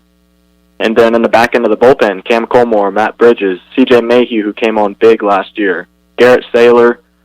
There's so much returning depth, and I say all those names, and you don't even mention the likes of Carter Spivey, Carson Wisenhunt, Skylar Brooks, who have all made big jumps coming into this year. And there are a lot of freshmen, incoming freshmen, maybe some freshmen who were here last year that we didn't get to see, that are really talented, have some really good stuff as well. So I think they're in a good position in a year like this with COVID. If someone goes down or two guys go down, they've got a few guys who are more than capable of stepping up into that position, and I think we're in really good shape. Yeah, looking forward to the season beginning. It'll start on February 19th against Rhode Island, coming here to Clark LeClaire Stadium to face the Pirates, and should be a fantastic baseball season for Cliff Godwin and company. Unfortunately, Jonathan, not the same can be said for ECU basketball right now. They are really struggling and have their toughest opponent to date coming up next in the form of Houston. This Cougars team is not only winning games, they're blowing out everybody. And, we had a Zoom with Joe Dooley earlier today, got his comments. He knows how good this team is, Jonathan. And, man, the Pirates better be ready for a swarm coming up 6 o'clock on Wednesday. Yeah, you said it. Coach Dooley, he said he has not seen any team dominate the conference the way that Houston is. I mean, they're blowing teams out every half. It's not even games. It's every single half. They're outscoring you by double digits. And it's tough. They do it a lot of ways. They're a top 5 rebounding team overall in the country, second in offensive rebounding. But they've got a lot of talent. They're deep. They can beat you in a lot of different ways. And ECU is really going to need a near-perfect effort if they want a shot at pulling any type of upset tomorrow. And how do they go about doing that, Jonathan? Jaden Gardner, we saw the old Jaden Gardner in the last game for ECU as he was able to kind of get back to his old self, but just didn't have a lot of help, and kind of highlighted it yesterday. Newton and Baruti combined for 1 point, and that's just not a winning formula when two of your starters combine for 1 point. So where does the help come from? How does ECU try to pull the upset coming up on Wednesday night? Yeah, I think it has been really encouraging seeing Jaden kind of getting back to what we know him as. But beyond him, J.J. Miles is the only guy averaging double digits points per game. You've got a couple guys with around 9 after that, but nobody's really stepped up consistently. I mean, J.J., he has a couple games where he'll put up 15 to 20. He'll have other games where he's invisible, and he's not scoring any. I think Tremont Robinson-White has really emerged since Tristan Newton went out a couple weeks ago, and he's emerged as a decent scorer, but we still have yet to see him consistently do it now that we're almost back at full health. So they need more than one guy to step up and really emerge as a scoring threat, and you can't just rely on one guy to do it in this conference. Yeah, and that has been the issue with this team. Rebounding was discussed a lot today on the Zoom as well, and they just come at you in waves, this Kelvin Sampson Houston team. It's going to be a real challenge for the Pirates coming up on Wednesday. Jonathan, looking ahead to baseball, you got ECU basketball going on right now. Let's talk a little bit, let's talk about your pro teams a little bit. Who is the starting quarterback for Washington in September, week 1? That's a very tough question. If you asked me a week ago, honestly, I'd probably tell you Matthew Stafford. I was hoping for that, yeah. But personally, I'm a big fan of Mac Jones, Alabama quarterback. If he's there at 19, I'm not opposed to that. But personally, I don't think he's going to be there. I think he doesn't get past 15th overall with the Patriots. But I really don't know. There's so many guys out there. Matt Ryan's not going to be traded, so he's not an option. It's crazy. I mean, there's so many options. It all depends on really Deshaun Watson. Yeah. I think we're probably not in the greatest position because I'm not trading Chase Young. But I think once Deshaun Watson is moved, I think the other dominoes are going to start to fall. Right. You're going to see other guys, like if the Niners move on from Jimmy Garoppolo, that kind of stuff. But there's a lot of guys, but I think most realistically, Mac Jones is the guy who comes to my head right away. Yeah. So I'd be okay with that. Yeah, we'll see if they go the rookie route, if they go the veteran route, or they keep it in-house with Taylor Heineke, who played his tail off in that playoff game.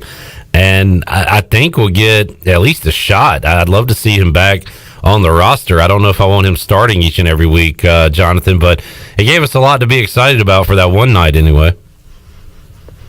Yeah, I mean, nobody really knew what to expect coming into that playoff game, and he blew everyone's expectations out of the water. And, I mean, I agree with you. I don't think you can go in with him as your bona fide number one starter next year. But say you draft someone, even if you don't draft someone round one, you get somebody in the second or third round, there's going to be some talented guys there. You go into next year with Heineke, Kyle Allen, if he is able to come back from his injury in time for next season, and you go in with those three, I think that's a possibility as well. But I think Alex Smith is probably done. I think he's probably going to retire. I would if I was him, but yeah, it'll be interesting. There's a lot of different ways it could go. Who do you like Sunday, Bucks or Chiefs? How do you think that one plays out? Well, I'm actually going to say the opposite of what Billy said earlier. I want the Chiefs to win, but I think the Bucks will win. Right. I've learned you don't bet against playoff Tom Brady. I just don't think it's a smart thing to do, so I'm not going to. I've heard that. It's also tough to bet against Mahomes. Although the Chiefs were awful down the stretch at covering games. Now, part of that was because they were such big favorites, but I don't know. I think I'm tied into the Chiefs at this point, and you know what? I've bet against the Bucks the entire playoff run. It worked out against Washington. It didn't work out the other two times, so I think I'm going to do it one more time and see what happens. But either way, I'm definitely surprised that Tom Brady has his team in the Super Bowl. But that defense, we saw that, Jonathan, up close and personal. We also saw Leonard Fournette and what he's been able to do with the run game here in the playoffs. They got Ronald Jones, so any outcome wouldn't shock me. The Bucs are red hot right now and playing really good. Yeah, I mean, both teams are really deep. Both teams, I think the reason I think Tampa wins, I think their defense, like you said, I think they do have a slight advantage. They have a playmaking secondary, a couple young guys back there, and I don't know. I think Mahomes, he'll probably, by the Super Bowl, be 100% from his foot injury, ankle injury, whatever that was. But I think it's going to be a really fun game, and maybe after a couple years, I just keep thinking to Tom Brady and Jared Goff, Rams and Patriots a couple years, how awful that game was. I think we're going to have a really exciting game, and I think it's going to be a fun one to watch no matter who you're rooting for. Yeah, I feel the same way. I'm really excited about this one, more so than I have been in a while for a matchup. In fact, I was thinking about it maybe since, like, Cam versus the Broncos defense because I wasn't really into the Niners and Chiefs. Wasn't into, as you said, the Rams, Patriots, Eagles, Patriots. So you got to go back a while. I'm fired up for this one. Should be a lot of fun. Jonathan Wagner joining us on the Fixed NC Live line. Jonathan, one more time, give Hoist the Colors a plug. What do you guys got coming up the remainder of the week over there? Tomorrow we'll have obviously some ECU Houston coverage coming up on the site. We'll have post-game story coming up. And tomorrow we do have our shortstop season preview for ECU baseball, as well as a third base preview coming up on Friday. And then we will round out the previews next week. And we'll keep gearing up towards baseball. And, yeah, we're excited to keep looking forward to it. Good deal. Jonathan, thanks for joining us today, man. Appreciate you pinch hitting for Steven Igo, and we'll talk to you again down the road. Yeah, man. Thanks for having me on. Jonathan Wagner, Hoist the Colors, joining us today on the Fixed NC Live line. I failed to mention Jonathan also very good at sports trivia and also an elite athlete when we do our physical challenges out at Sports Trivia at AJ's on Wednesday night. Let's get a break in. We'll come back when we return. We'll talk about the all of a sudden red-hot Charlotte Hornets. They have won 3 in a row against some really good teams, the Pacers, the Heat, and Giannis and the Bucks. We'll talk about the resurgence of Malik Monk, LaMelo Ball, Cody Zeller playing big as he is back in the lineup. We'll talk Hornets and NBA when we return on Pirate Radio Live. Back with you after this.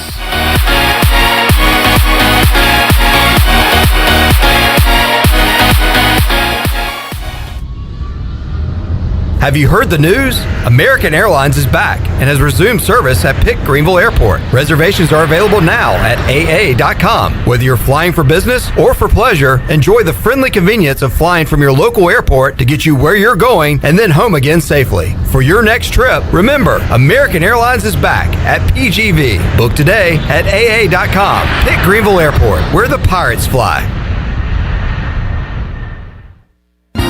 Valentine's Day is just around the corner, and if you're looking for a local florist to help make your loved one's day, then you need Farmville Flower Basket and Gifts. Farmville Flower Basket has gifts and high-quality fresh flower arrangements from big to small and everything in between. They deliver to most of Pitt County, or you can pick up at their shop on Main Street in Farmville. Place your Valentine's order today at 753-4217. Farmville Flower Basket and Gifts, your hometown gift shop.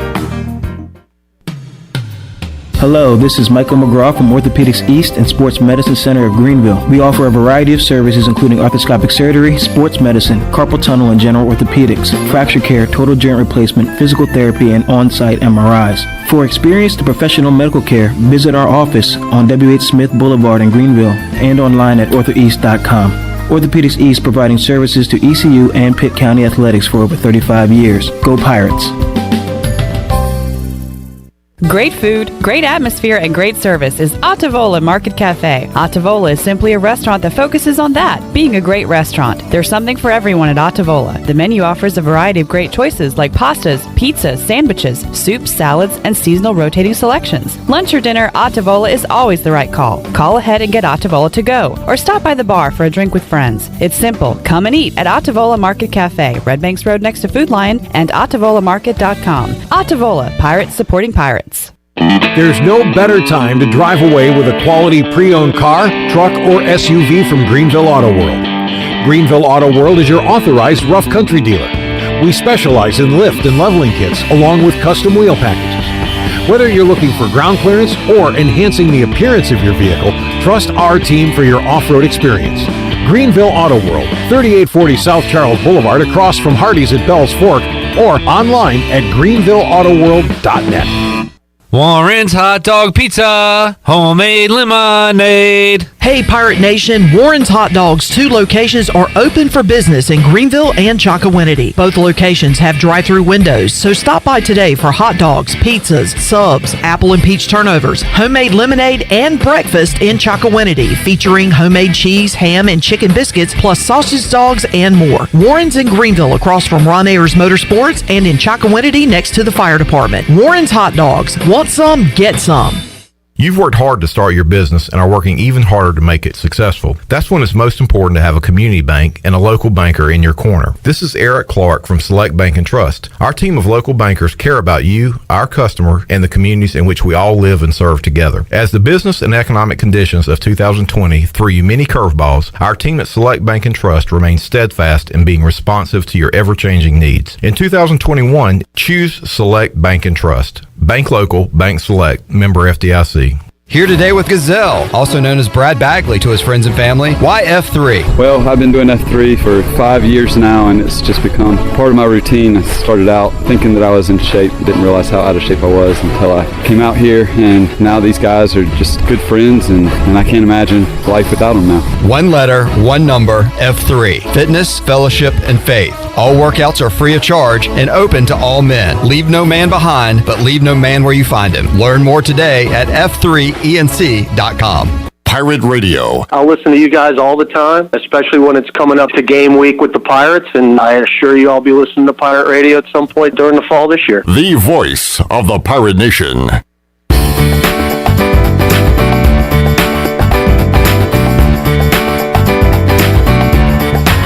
You're listening to Hour 2 of Pirate Radio Live. Now, back to the show. Welcome back. Have you heard the news? American Airlines is back and has resumed service to Pitt Greenville Airport.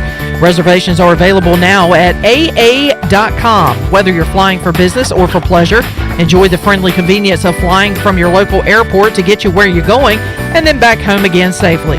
For your next trip, remember American Airlines is back at PGV, and you can book today at aa.com. Pitt Greenville Airport, where the Pirates fly. Now let's head back in to Pirate Radio Live. Here's your host, Clip Rock. Alrighty, thank you, Shirley Rhodes. Still to come on today's show. Turner Brown, you going to join us, the former ECU shortstop, now a graduate manager on ECU baseball. What is a graduate manager?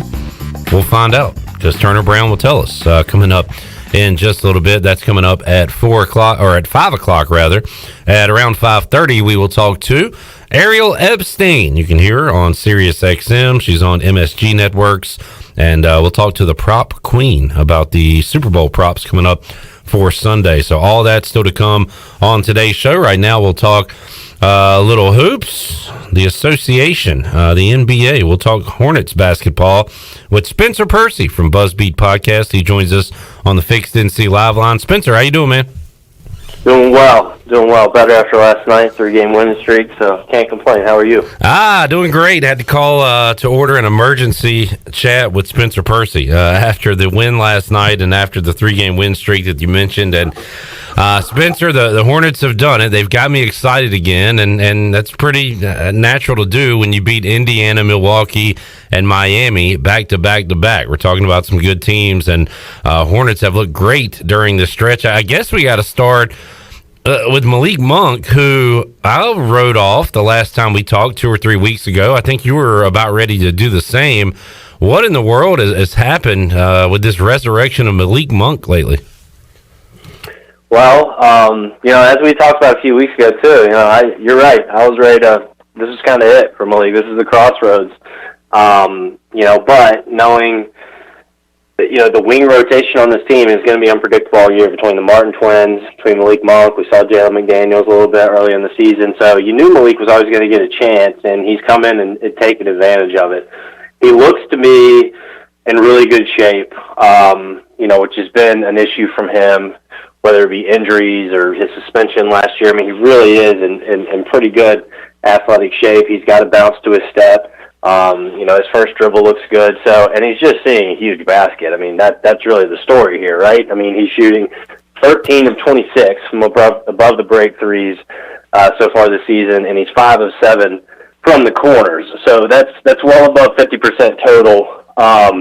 Very small sample size, completely understand that. Yeah. But it doesn't take much to watch Monk play right now and know that he's playing with a ton of confidence. And look, he was billed as such as a rookie, as a prospect coming out of Kentucky. He has always had a kind of a streaky personification to his game, especially offensively. And right now, the Hornets are on the right side of that streak. So we're all hoping for consistency for Monk now, that he can really stamp that spot in the rotation moving forward for Charlotte, which I would expect him to do.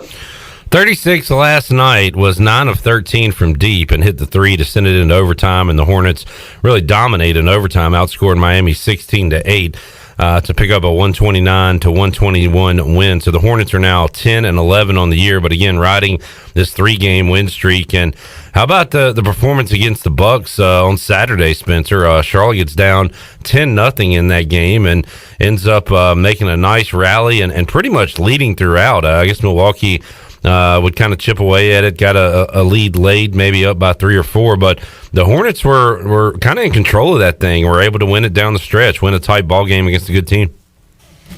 Yeah, no question. I mean, the Milwaukee game, especially that first half, I mean, the Hornets just shooting the ball so well from beyond the arc from a lot of different guys, and that's what it's going to take for this team. I mean, we've probably talked about this before, Clip, but they're not, the addition of Hayward helps. You know, you have a kind of a wing creator who can get to his spots and get to the foul line and finish near or around the rim. But outside of him, these are just a lot of gunners. Rozier, Devontae, Monk. So they're going to need to get it done from the outside. And that's what they did last night, too, against Miami. But the Milwaukee game specifically, I mean, I think that's where we really saw he was good against Indiana, I think, in both games, but didn't play as many minutes. Against Milwaukee, we saw Cody Zeller just like he really is the straw that's stirring the drink right now for the Hornets. I mean, his ability to make plays out of the short roll, to kind of the dribble at play where it either turns into a dribble handoff to a guard or a backdoor cut, and Zeller's ability to make that pass on the money, he just gives this offense such an extra an extra dynamic that Bismack Biyombo could not. He's just such a limited playmaker, as to say he has really no playmaking chops, and he has trouble catching balls. So, Zeller has really been probably not talked about enough since coming back from injury. The Hornets, since he's come back, Hornets have been 3-1, and 3 of those wins against Indiana, Milwaukee, and Miami on the road. The 3 pretty solid wins. So immediately, Cody Zeller has lifted the floor for this team. Cody, another good night last night with 19 points and 12 rebounds. Had the highlight dunk also against Giannis in the Bucks game on Saturday. Let's get a LaMelo Ball update, Spencer. Last night, LaMelo Ball with 14 points, had 5 rebounds, 7 assists, was just 3-11 from the field. But what's your take on LaMelo here in the last couple weeks since we last chatted? Well, much more aggressive attacking the basket to me. I mean, we've seen LaMelo. I mean, his free throw rate has gone out of the roof.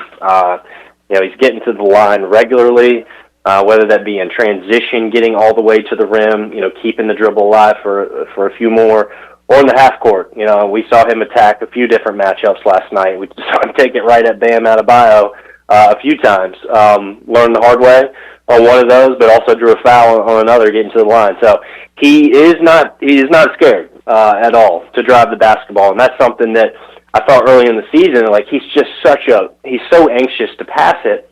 I think he's giving up some leverage situations with his length to get to the bucket, and if not finished, get to the foul line. So he's unlocked that. It's made him a lot more efficient. It's drawn even more attention. The closer he gets to the rim, and we saw a few really nice dump-off passes when he draws the extra defender right at the rim to Zeller last night. Those two seem to have an awesome synergy through the 4-game sample we've seen it. So look, LaMelo has immediately changed the trajectory of this franchise a lot quicker, certainly, than I thought. I would say a lot quicker than pretty much everybody thought, regardless of what people tell you. A lot of people have jumped on the LaMelo bandwagon and said that they saw this all along. I don't know if I believe that, but he's changed the course of the Hornets franchise almost overnight. It's amazing to see. Well, and what do you mean by that, Spencer, moving forward? What does that mean for the Charlotte franchise? It means guys are going to come in and want to play with him. It just means him on the team is going to make Charlotte a perennial playoff team. What do you mean by change the course of the franchise? Yeah, good question. So, I mean, it means a few things.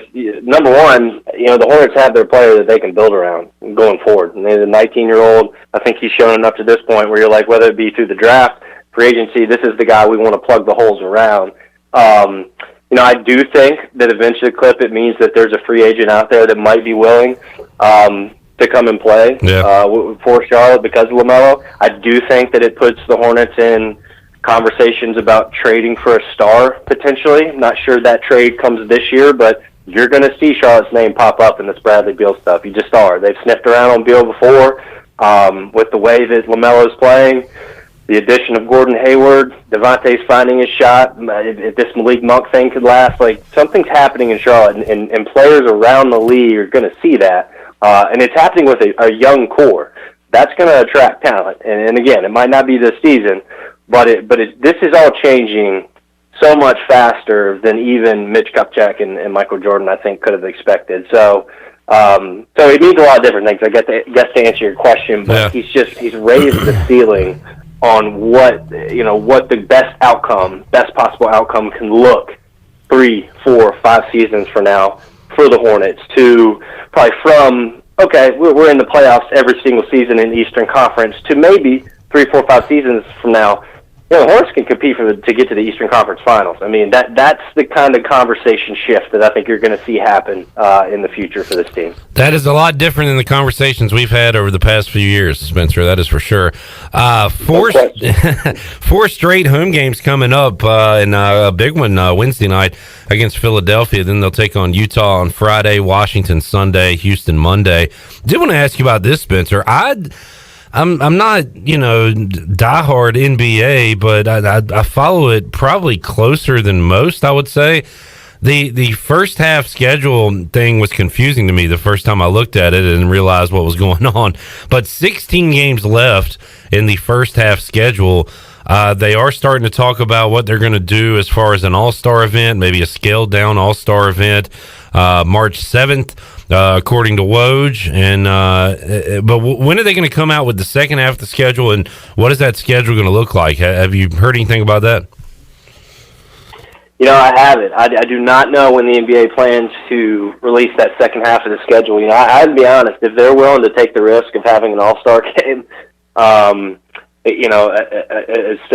central market in Atlanta, bring all these guys from all over the country in here and have an all-star game and all that comes with that. I know you can put regulations on it, but that has had the reputation in the past of being, fly our posses in, and it's basically a party with a little basketball mixed in. So wasn't that where Lou Williams was during the bubble? Was that Atlanta where he went to? For who now? I'm sorry. Wasn't it Lou Williams that got the chicken wings at the club? Oh, right. Yeah, it's a gentleman's club. Yeah, I believe that was Atlanta. So I mean, now the way the NBA is spending it is that TNT, who owns the rights to the All-Star Weekend, they're housed out of Atlanta. That's where they're located. So I don't know how much of a difference that really makes. It seems just like a marketing ploy to me. But anyways, if the NBA is willing to take the risk to have an all-star game and whatever else comes with that in the weekend, then I would imagine they should feel pretty comfortable in announcing the second half of the schedule. But the NBA has said they're going to try to squeeze as many of these postponed games in prior to that date as possible. So that's probably what you're going to hear more about sooner, because they don't want to overload that second half of the schedule knowing they're going to run into the same kind of hiccups. So really, I think the league ultimately they want to get to 72 games. We'll see if that happens or not. It seems unlikely, but they want to avoid this situation where, like in baseball, I guess you basically had to choose playoff teams by like winning percentage, right? Because every team hadn't played enough games. So they want to avoid that, but it's an uphill battle.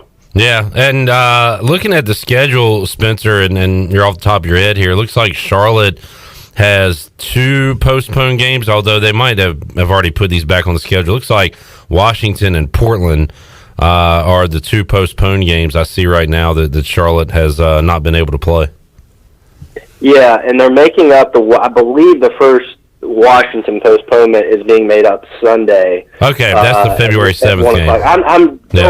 I'm not 100% sure on that, but I don't think that was an originally scheduled game. Gotcha. So I think that's the first one. I'm not sure when the Portland one. I don't think the league has announced when the Portland one is going to be played yet. Gotcha. All right, exciting times. If you folks want to jump on the bandwagon, the Hornets have been fun to watch and have been winning, which is awesome of late. And for more information and for more about this team, you can check out the BuzzBeat podcast. Spencer, when you guys have a new episode dropping? It should be tomorrow morning. So we'll record tonight. You can follow BuzzBeat, the BuzzBeat podcast at BuzzBeatPod on Twitter. And if you want additional Hornets content, I'm at QCH Spencer on Twitter. And Spencer, I was going to say before Saturday night, really before the second half of Saturday night, that your Wahoos were looking good, but a complete meltdown at the end of that game against the Hokies the other night. Yeah, no kidding. Virginia Tech can play. Yeah, they really can. Yeah. I don't think they get talked about enough defensively. I was pretty impressed. I mean, Virginia they can shoot the ball. They have a lot of other problems on offense, let's say. But Virginia Tech, people should be talking about them more. They can score it, but people don't talk about their defense enough. They're pretty tough. Spencer, always enjoy talking hoops with you, man. We'll do it again down the road. Sounds good, Cliff. Take care. Spencer Percy, part of the BuzzBeat podcast, talking Charlotte Hornets, and they've been playing great. Got 4 home games coming up, and can make maybe make a little run here in the Eastern Conference. Let's take a timeout. We will come back, bring it closer to home, but continue the basketball talk. We'll hear what Joe Dooley had to say earlier today at his Zoom press conference. Talked about his team, talked about the Houston Cougars, who the Pirates will be facing coming up Wednesday, 6 o'clock. At Minji's Coliseum. That's on the way. We return. Pirate Radio Live. Back with you after this.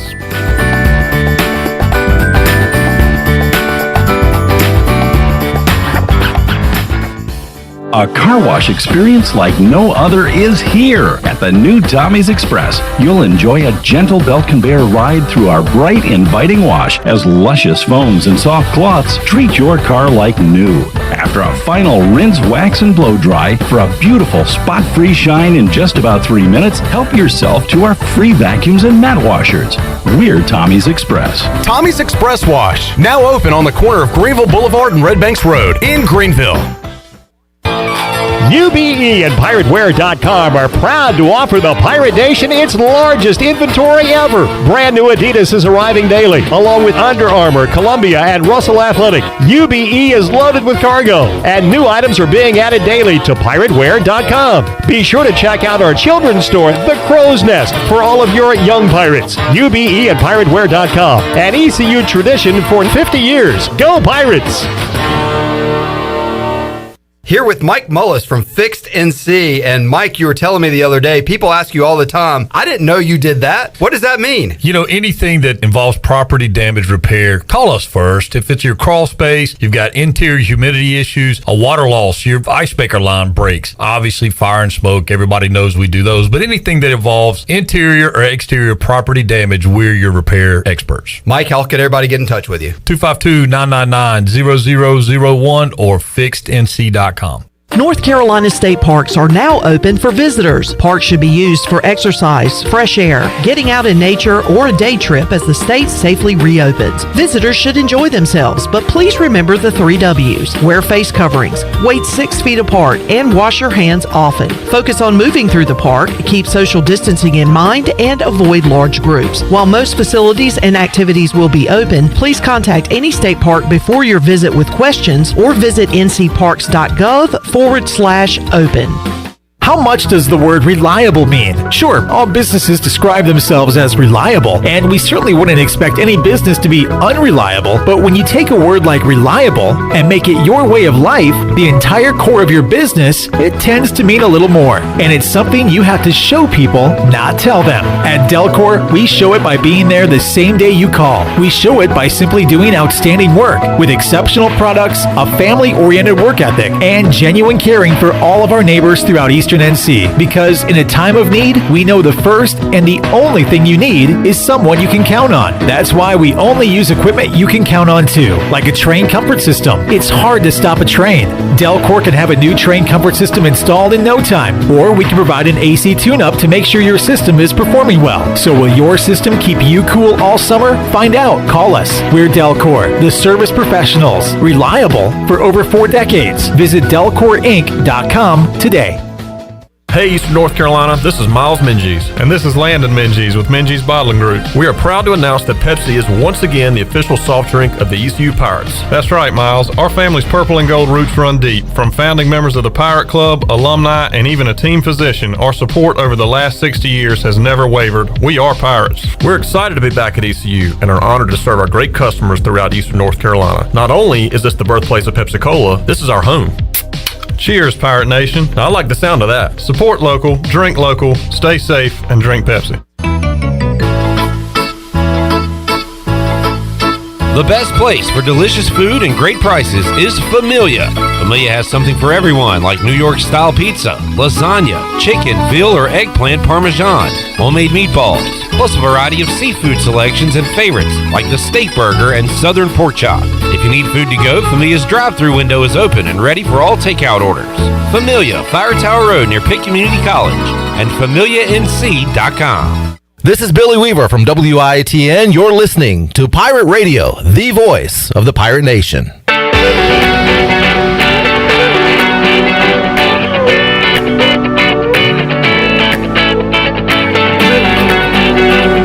You're listening to Hour 2 of Pirate Radio Live. Now, back to the show. Welcome back. Hey, coming up at 6 o'clock tonight, we have a brand new Pirate Radio podcast for you as the voice, Jeff Charles, will visit with a very familiar name for ECU football, and that is former ECU great and, of course, a guy that played in the NFL for quite a few years. Larry Shannon will be the guest coming up in tonight's Pirate Radio podcast. That's coming up at 6 o'clock, and, of course, you can go to our Apple podcast, and you can subscribe to us there at PR927FM, and, of course, you can follow us online at PR927FM.com. Now let's head back into Pirate Radio Live. Here's your host, Clip Brock. See what I'm doing, Shirley? I'm pulling the invisible towel out of my pants and waving it above my head, as Larry Shannon did back in the day. Yep. Got in trouble for that. Sure did. He tells that story and many other stories coming up on the Pirate Radio podcast. He goes one-on-one with the voice, Jeff Charles. Got that coming up at 6 o'clock. All right, let's talk some Pirate Hoops. ECU opens up a 17-point underdog to Houston. That'll be Wednesday, 6 o'clock at Minges Coliseum. And, boy, it's going to be tough sledding for the Pirates. They need to be at full strength. Will they be? Joe Dooley was asked today if he's getting closer to having the full roster back. Well, hopefully, Pig was able to practice yesterday, so I think that'll help, with perimeter depth. I think that does help. I mean, it helps in practice, and that'll hopefully get us better, prepared. And Miles gave us some good minutes against Tulsa, I thought, and hopefully he'll continue to do that. All right, Pig practicing yesterday. Hopefully a positive sign for his return. As Joe Dooley said, it at least helps the guys in practice that they have enough bodies to go up against each other. Joe Dooley gave his thoughts on the 5th-ranked Houston Cougars. Well, I think there's a couple things. I mean, I think they're, when you look at their defensive numbers are terrific. They're shooting the ball well in conference play, especially from the 3, and their rebounding numbers have been consistent. I mean, they're 4 in the net. When you look at their Ken Palm offensive and defensive efficiency ratings are very, very, very, very low in a good way. And they're balanced. I mean, they've got a bunch of different guys. They've had guys pop, Kid Cheney pops up the other day and drops 10 points in the first half against SMU and hadn't played a lot of minutes. And I just think they're very well balanced and they can hit you a bunch of different ways. All right, Joe Dooley knows it's going to be important to rebound the basketball against Houston, and he was asked about that. And is it going to take a team effort to rebound against the Cougars? It's got to be a team effort. And it's also got to be a lot of, what they do a really good job of. Is also back tipping the ball. They run in there, and I think one thing is they're not afraid to foul, which is good news. And they run in there and they tip it, and then they run down it. So it's going to be a lot of loose balls also. They're counted as rebounds, but a lot of them are really loose balls, and they do a great job of pursuing the ball, whether it's on the backboard. Gorham's 3rd in the country in rebounding, or if it's Giroux from the point guard spot, is a very good rebounder and just 6'5" and very athletic. So they pursue it, they pursue it, they pursue it. All right, there is Joe Dooley talking about how aggressive Houston is on the rebounding end. He also talked about needing help around Jaden Gardner. Jaden had a great game against Tulsa over the weekend, but did not get a lot of help, and Dooley talked about that. Well, I think we need to get some offensive continuity. I mean, JJ had been off to a good start, then he was shut down for a little bit. I think he's trying to get his legs back under him. Tristan, we're trying to ease him back. You look at Tristan's number from last year to this year's number. He's averaging almost 8 less points a game in conference play. And, he was out for 16 days, and we had him back for a day or two. So conditioning, I think, is going to be a big factor. And then after we had him back for a day or two, he was shut down for 5 days. And I think he needs to get some continuity. I think we need to get some continuity offensively. I thought we flowed a little bit better against Tulsa, but that's because we played a couple games now. I do think other people do need to step up. I think Tremont has. He's been another weapon. Hopefully we can get JJ's legs back under him. Hopefully we can get Tristan going, and hopefully some of these guys can continue to improve. All right, there is Joe Dooley, and he's right. Tremont Robinson-White has stepped up here of late. Looking at the numbers, Jaden Gardner averaging 17 points a game, and then you got J.J. Miles at 10. Everybody else is in single figures. Brandon Suggs, 9 a game. Tremont Robinson-White sitting at around 9 a game. Newton at 7. That's a number that's got to be higher. Batuma Baruti had 1 point on Saturday. He's averaging 7 a game. So going to have to count on those guys. And then, ECU's going to have to hit from perimeter. They're going to have to do a lot of things right coming up Wednesday to contain and try to hang in with this Houston team. Would be great to be in Minges with the Maniacs, the Pirate Clubbers, and everybody in between. But that is not the case in 2021, and this will be a game where the fans can really help you out. Joe Dooley talked about playing tough teams at home, but having no fans at the games.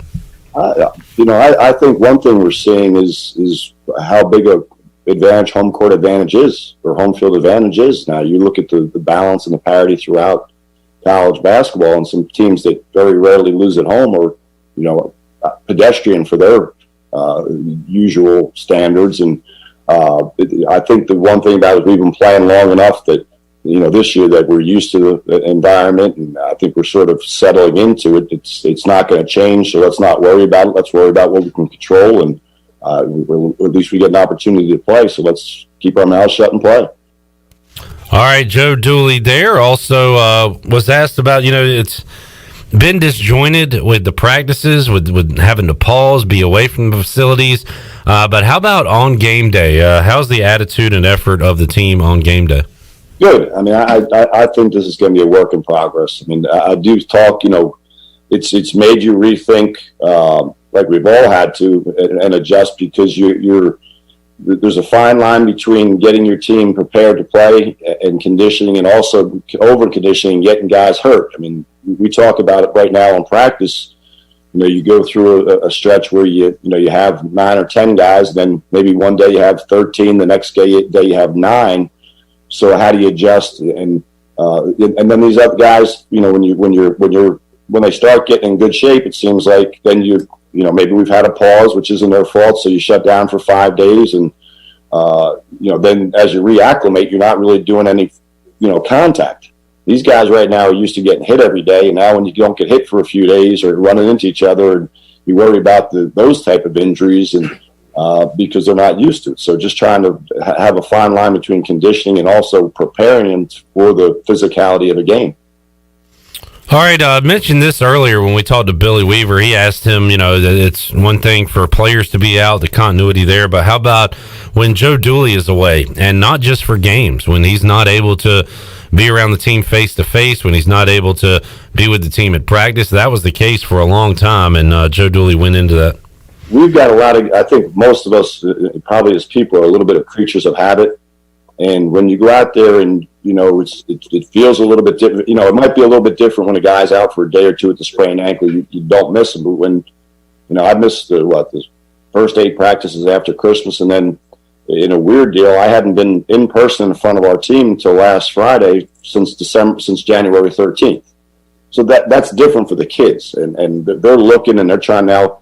You can Zoom, which is good, but when you step out of bounds or when you make a boneheaded play, and I'm watching on Zoom, the voice isn't the same off of Zoom as it is when you're yelling, "Hey, what are you doing?" when you're standing at half court, or I think the things about being able to walk over and pat a guy on the back or ask them how they're doing in person is entirely different. You know, you can text, you can Zoom, but I think it was different for those guys, and they're looking for direction, and the assistants have to get direction, but they're also looking, hey, where's, you know, and as a head coach, you feel guilty. I know I didn't do anything wrong, but you feel like, hey, I should be there leading these guys, and you know, you're sitting at home and there's not much you can do. So it's a disappointing or a bad feeling as a coach not being able to help your guys also.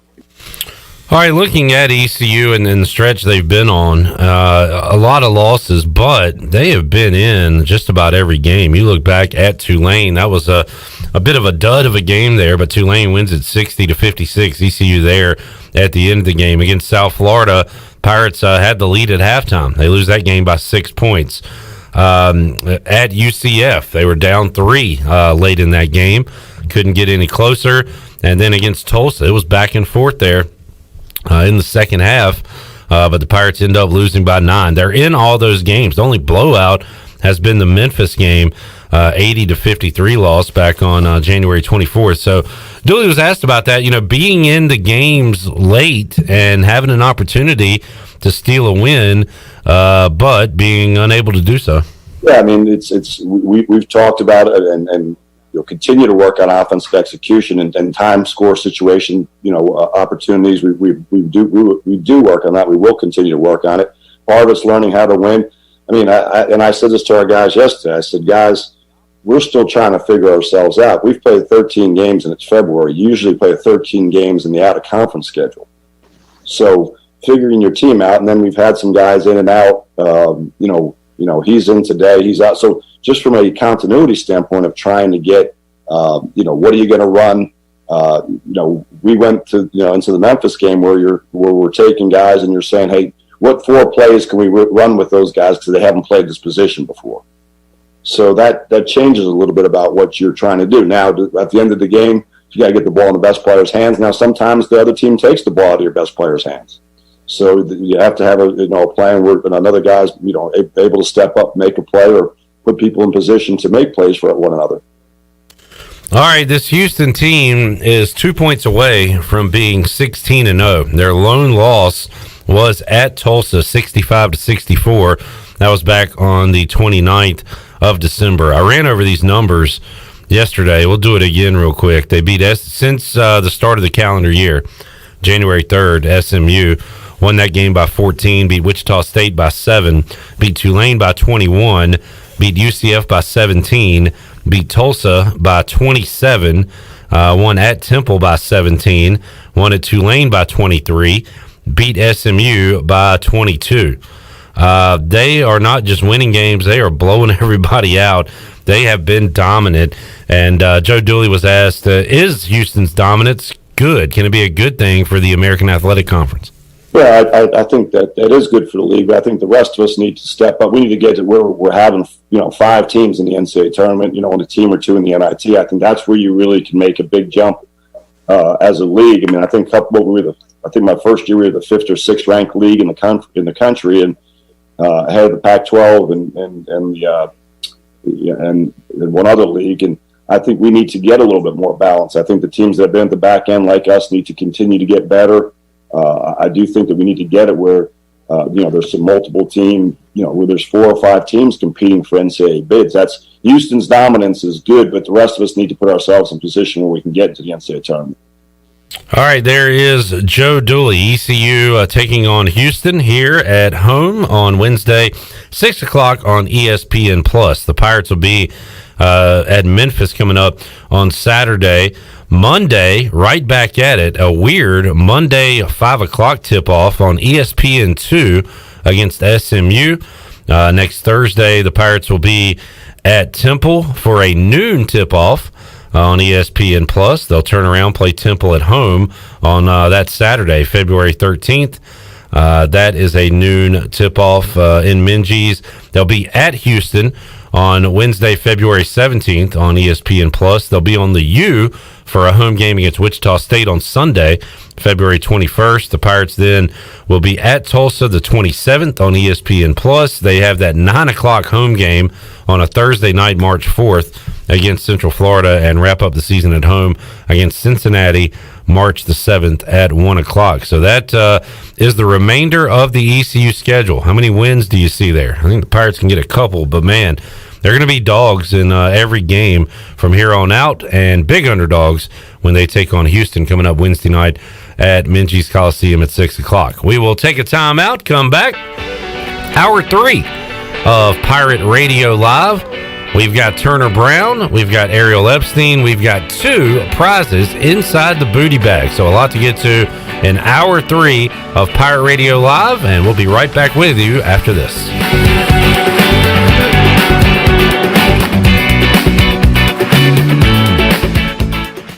Hey Pirate fans, this is Blake Hardigree with ECU Baseball. I want to invite you to join our team on Saturday, February 13th virtually for our 2021 Pirate Baseball Banquet. Our keynote speakers are former ECU players Alec Burleson and Bryant Packard. We will have an auction through the Handbid app starting at noon on Saturday, February 6th and closing on Saturday, February 13th at 6 p.m. All proceeds from the banquet will go directly to ECU Baseball. Check ECU Baseball social media for the links and get your tickets today. We look forward to having you. Go Pirates!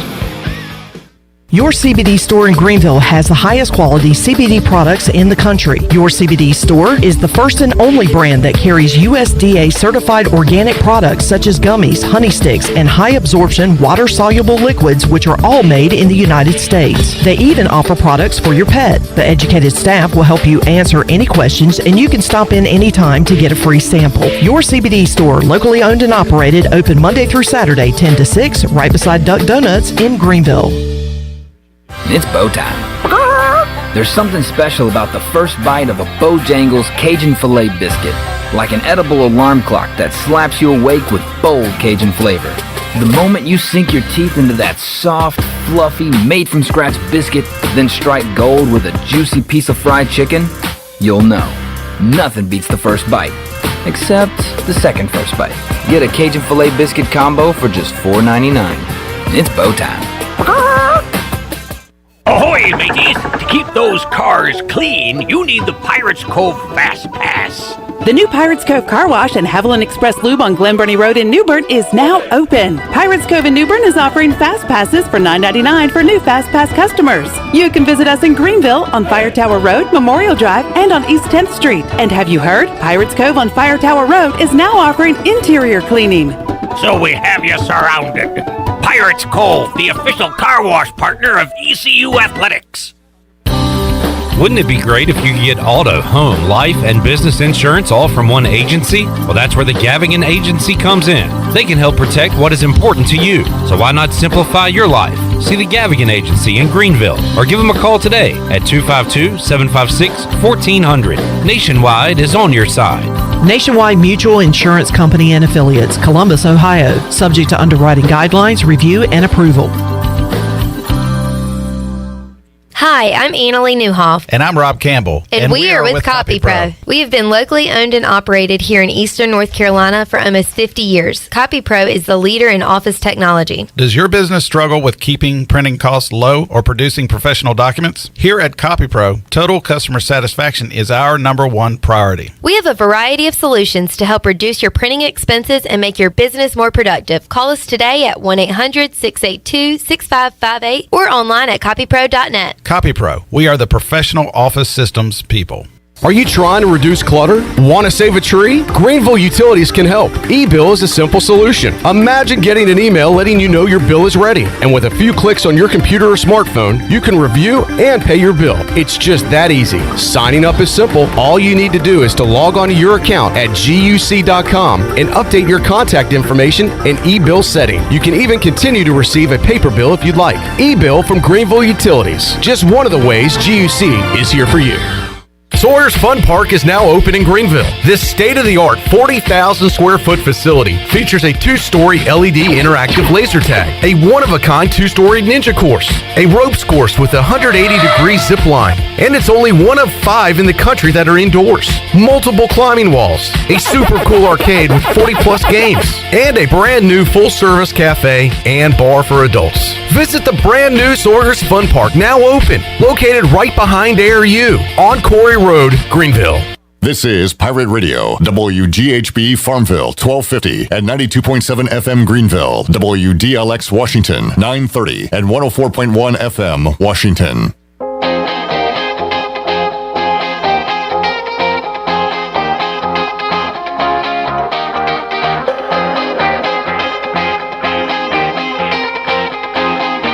You're listening to Hour 3 of Pirate Radio Live. Now, back to the show. Welcome back. When your air conditioning or your heating unit needs repair or replacing, call on the reliable service professionals of Delcor Heating, Cooling, and Plumbing. Go to DelcorInc.com or give them a call at 252-321-8868. Delcor, the service professionals in Greenville. And taking a look at your stock market report, it was another good day. The Dow was up 475 points, closed at 30,687. The NASDAQ is ahead 209 at 13,612. And the S&P is up 52 at 3,826. That's your Wells Fargo Advisors financial report. For a personal look into investing, call Wells Fargo Advisors today at 756-6900 in Greenville. Wells Fargo Advisors, LLC, member SIPC. Now let's head back in to Pirate Radio Live. Here's your host, Clip Brock. All right, you got Shirley Rhodes, got the big dog, intern Tully. Did a great job today helping out with production. And thanks to Billy Weaver, Jonathan Wagner, Spencer Percy joining us so far on the show. We got some big guests still to come, including Turner Brown. He'll join us in just a moment. Talk about his time as a Pirate, his time as a professional baseball player, and what he's doing now. That includes being the graduate manager for the ECU baseball team. What does that entail? We'll find out when we talk to Turner coming up in just a couple of minutes. Also, Ariel Epstein, formerly of WCTI 12. Ariel doing big things now. You can hear her on Sirius XM. She is on the MSG networks, doing a lot of great stuff with FanDuel. We will talk to her about Super Bowl 55, some of her favorite prop bets. Maybe she's got a winner for us tonight in the basketball world as well. Ariel going to join us later on in the hour, and two winners coming up this hour. We're going to open up the booty bag twice. Got that on the way as well. It's all ahead. Hour 3 of Pirate Radio Live. We'll kick it off with Turner Brown after this.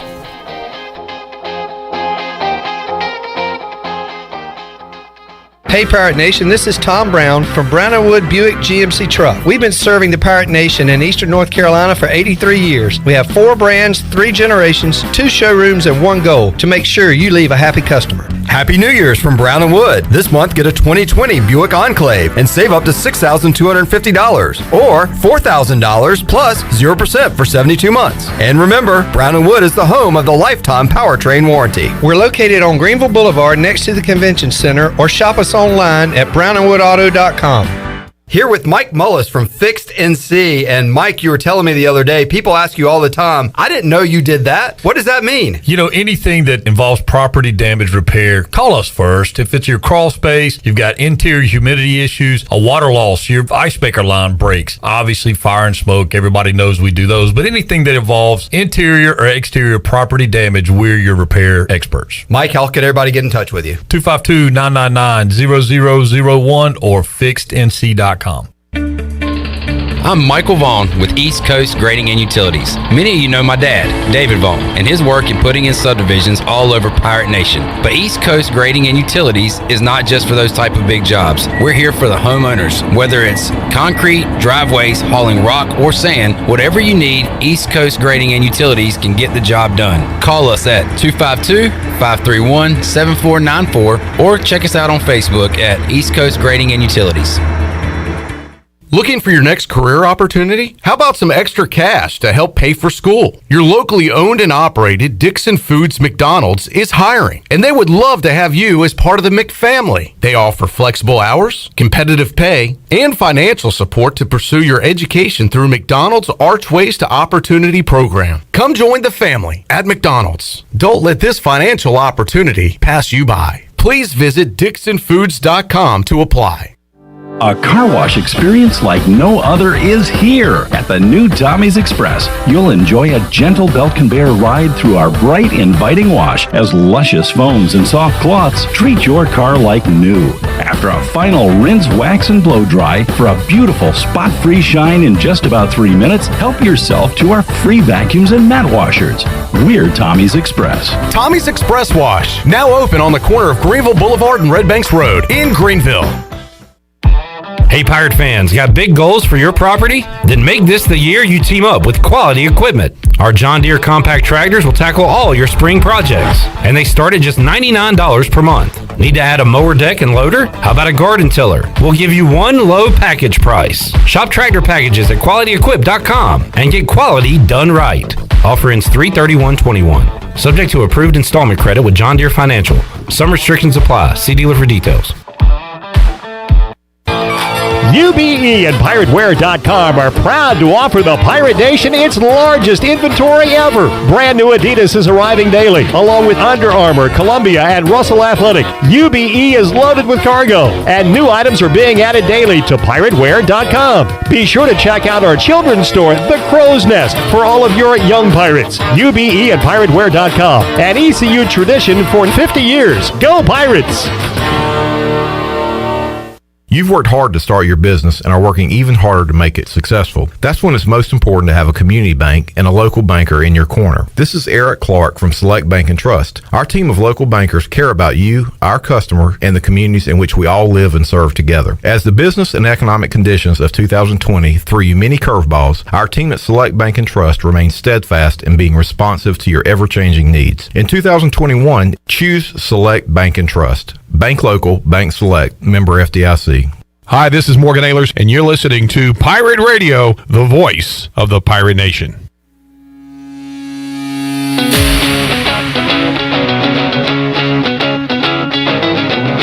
You're listening to Hour 3 of Pirate Radio Live. Now, back to the show. Welcome back. At Angel Oak, they continue to make customer service a #1 priority. A local mortgage advisor is the key to your transaction success. The combination of their local team's experience and Angel Oak's wide offerings of products from standard conventional, government, and portfolio loans has something for every financial situation. For more information, call Talbot Green, Joanne Weir, or Wanda Hager at 751-2060.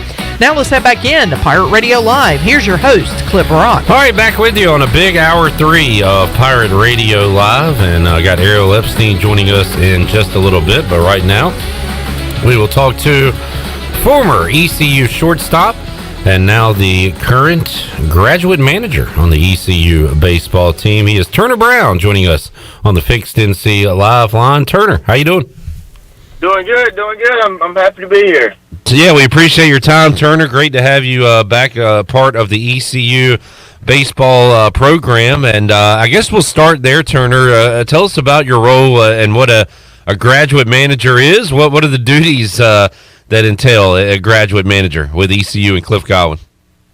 Yeah, so I mean it's been really cool so far. You know, I'm able to be around the guys and the coaching staff and do kind of whatever they need me to do, whether it's, you know, throwing BP, helping Blake out in the front office with just any kind of certain things he may need. So it's kind of just, I'm here to serve the players however I can, serve the coaching staff, and it's the coolest part for me is obviously one day I want to get into coaching, and I'm able to be around the coaching staff and kind of see what they do from day in and day out and learn that side of it from, you know, some of the best coaches in the country. And it's been a unbelievable experience so far, and I'm looking to get into the season as well. And Turner, you were drafted by the Colorado Rockies in the 19th round, and got some appearances, got some games at the minor league level. At what point did you decide that maybe baseball playing wasn't going to be your thing, but coaching was your future? At what point did you decide that? You know, I ended up, while I was in minor league ball, I ended up dislocating my shoulder again. You know, and I had my second shoulder surgery, and then went and got surgery, tried out, went to spring training again, and then, you know, after you know the COVID hit, I just got back around here and started really thinking about it. And I always wanted to be a coach, I always wanted to coach, and I just figured, you know, now was the time. And with COVID hitting and everything's up in the air, and it was just a good time to do it, and everything just kind of worked out in the right timing, I guess you can say. Well, Turner, I've talked to a ton of guys, your former teammates, and Packard and Burley, and even going back Evan Krasinski and a lot of guys during 2020, and how frustrating it was for those guys, and I guess how frustrating it still is. They're kind of still up in the air on what the next move is as far as minor league baseball goes. So what was 2020 like for you, Turner? You played baseball your entire life, and there's no baseball to be played. Yeah, it was weird, I mean, all of us have gone all this time. We played baseball and we played, and you look up and you're like, well, there's nothing to do. There's no baseball. There's no nothing. You're like, what do we do now? It's like we don't know what to do with ourselves. But it was really frustrating for the season to get cut short to end, especially for, those guys, and especially for the guys here at ECU. You look up, and a lot of guys, it really sucks because, this is their last year, so they're kind of like, what do I do now? Because I'm not playing baseball. My career could be over. Like, what's going to happen? And it's just a time of a year. It was just a year of uncertainty, a year of frustration, I guess you can say. But it's all worked out. It's all you just got to find a way to make the best of it at the end of the day. So it was definitely an odd year, I will say. Turner Brown joining us on the Fixed NC Live Line. Turner was talking about this with Ronnie Woodward yesterday, and I was texting with Malcolm about it. Your appearances for ECU and starts, second most starts in ECU history, and you're up there, top 10 in games played, at bats.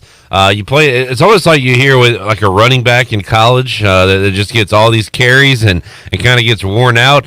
You got the body of an old man with all those starts and at bats and everything you had at ECU. You played a ton of baseball, and I don't know, how special is that to you to be in the record books for grinding it out all those years and always being able to be counted on.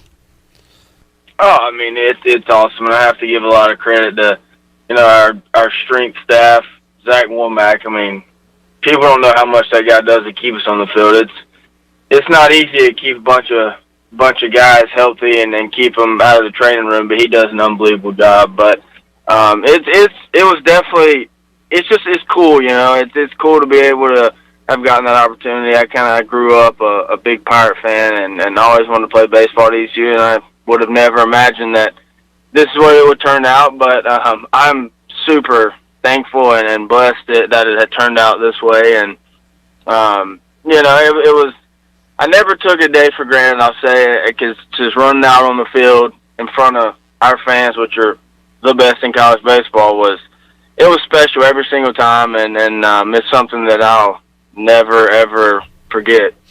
Turner Brown joining us. Turner, you also had a flair for the dramatic. Brian Bailey calls you the legend, and it started earlier in your career with walk-offs and everything. When it came to you, did it feel the same, like in the bottom of the first, bottom of the second, and at bat, as it did in the bottom of the ninth when the game's on the line? Describe that feeling. Is it any different from earlier in the game when you're up there in the batter's box? For me, I always I took a lot of pride in, especially like 2-out hitting and hitting late in the games, and I always felt like I was better later in the games because I'd had some at bats. I'd gotten comfortable, kind of gotten to know what to feel. But we're big on keeping a routine and just trying to slow the game down. And I was able to just slow the game down a lot, and kind of my mindset was I want to get this hit for my team, not for myself. And it always helped relax me. So I guess, in those situations, I just really tried to relax myself a little more and not be so amped up and antsy because I like to chase change-ups in the dirt a lot, so I really tried not to do that. But no, yeah, it's definitely different, a little different mindset because it's just competing and just grinding out in the bat and trying to score whatever run you can. Turner Brown joining us. Turner, we talked to Aaron Fitt from D1 Baseball on the show last week. He says ECU has the potential to be one of the best defensive teams in the country, and you can certainly speak to that with the leather you flashed at shortstop throughout your career. But you passed the baton over to Ryder Giles. You got Connor Norby at second, and the younger Agnos over at third. Some speed in the outfield with Worrell and Hoover and those guys. So how much emphasis when you were a player was placed on the defensive side from Cliff Godwin, Jeff Palumbo, and how much does that carry on now, Turner, with you in your role? Oh, it's huge. It's one of the biggest pieces to our program. Coach Palumbo does an unbelievable job with the infielders, and he molded me into what I was, and I would have never been what I was without him. And I've said, we talk about it all the time, and I say it all the time. Our infield this year, our core is probably, this is the best it's been since I've been around. They're just athletic. They're really good. They work hard. They show up every day. They can make the great play, the routine play. Any play that needs to be made, they can make it. And it's huge. And I've always thought in my head, pitching and defense, they'll win championships, and I believe that. And if you can be a strong defensive team, take a lot of pride in your defense, it makes a big difference. And we go beyond just taking our ground balls and stuff. We take pride in every single rep we take, and that's why we're always a really good defensive team. And I think last year they were number one in the country in fielding percentage at the end of the 2020 season, and you have everybody back. So I'm super excited to see what they do this year. And Cliff Godwin does such an incredible job of recruiting, and we talked about it with catcher a lot over the years, how you get nervous when a Watkins leaves, and then boom, you got some guys right behind him ready to come up. You can say the same about shortstop here in the recent years anyway, with Hunter Allen and then yourself, Turner, and going right into Ryder Giles. So it just seems like he's able to bring in those pieces, and the younger guys learn from the older guys and just don't miss a beat. Yeah, definitely. And Coach Godwin, he really preaches and does a great job of getting we don't have any hierarchy among team. It's not like, hey, you got the older guys and the younger guys and you're not talking to each other. It's the opposite. It's the older guys take pride in helping the younger guys, and that's something Coach Godwin really preaches to us. And, Ryder ended up, I didn't look at him as an older guy. He's now one of my best friends, and it was really cool. And Hunter Allen was a student assistant when I was coming through, in my freshman year. And then he was a volunteer, so he definitely helped me a ton. And I think that's one thing that sets our program apart, is how much we love helping each other, and we talk about it all the time. We want to be servant leaders. We want to be, not worried about ourselves. We're more worried about helping other guys succeed, because if everybody else is successful, then obviously you're going to be very successful because you have a good team. Nobody likes a bad team, So, Coach Godwin does an unbelievable job. He recruits the right people, recruits good people, which is huge. And it's a really cool thing to see, and it's nice to be back. That's why I wanted to come back, because it's just a culture unlike any other culture I've ever been around.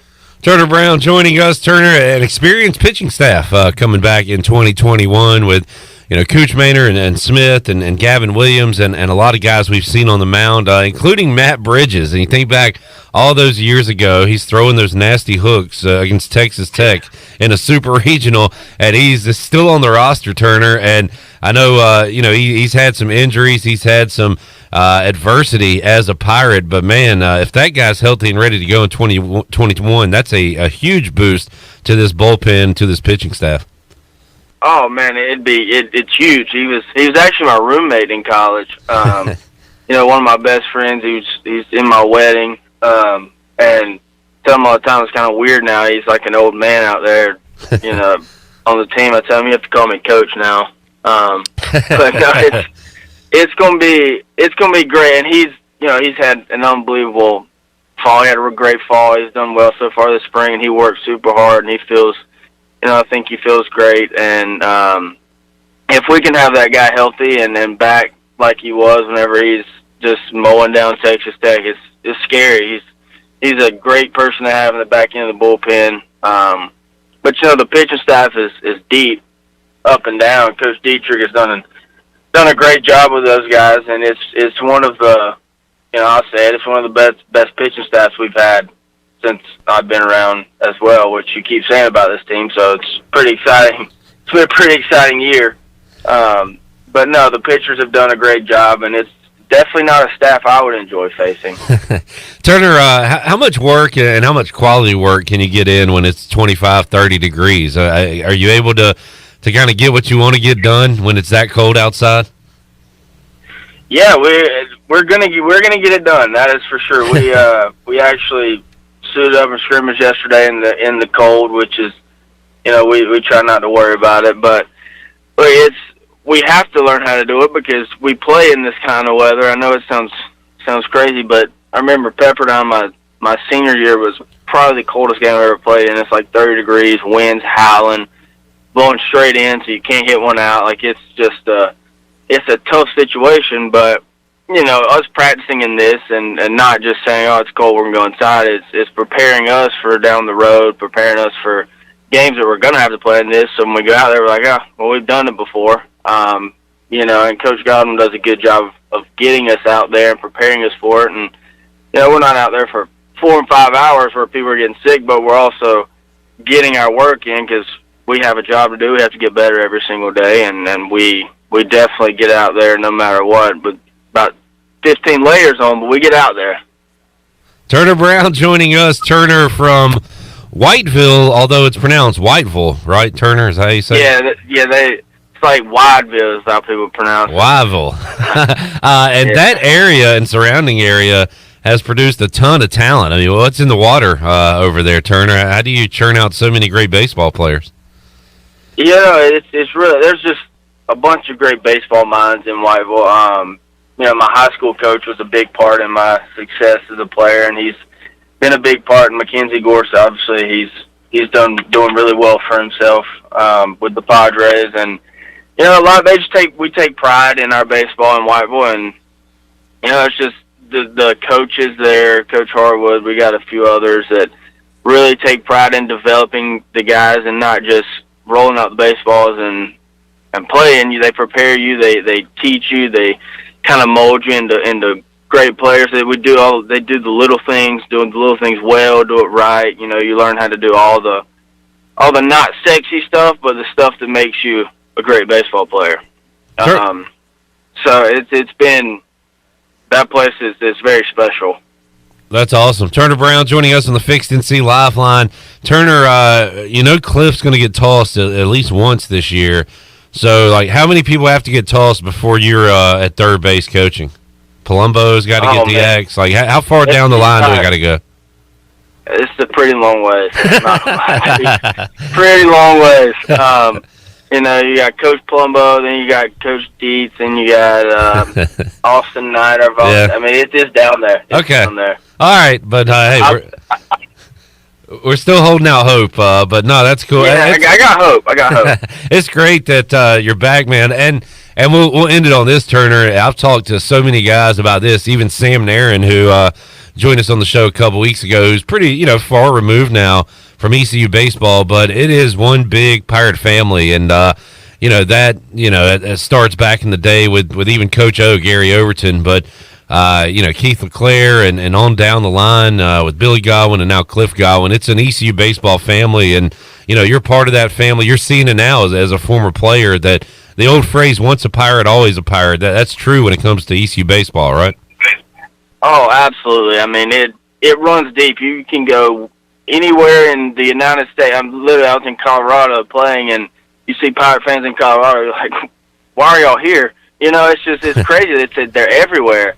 And they're, they always have your back, and we're super hopeful as a team that, at some point this season that we'll be able to have fans back in the stands because, look, they make the experience fun. They make the experience as a Pirate, special.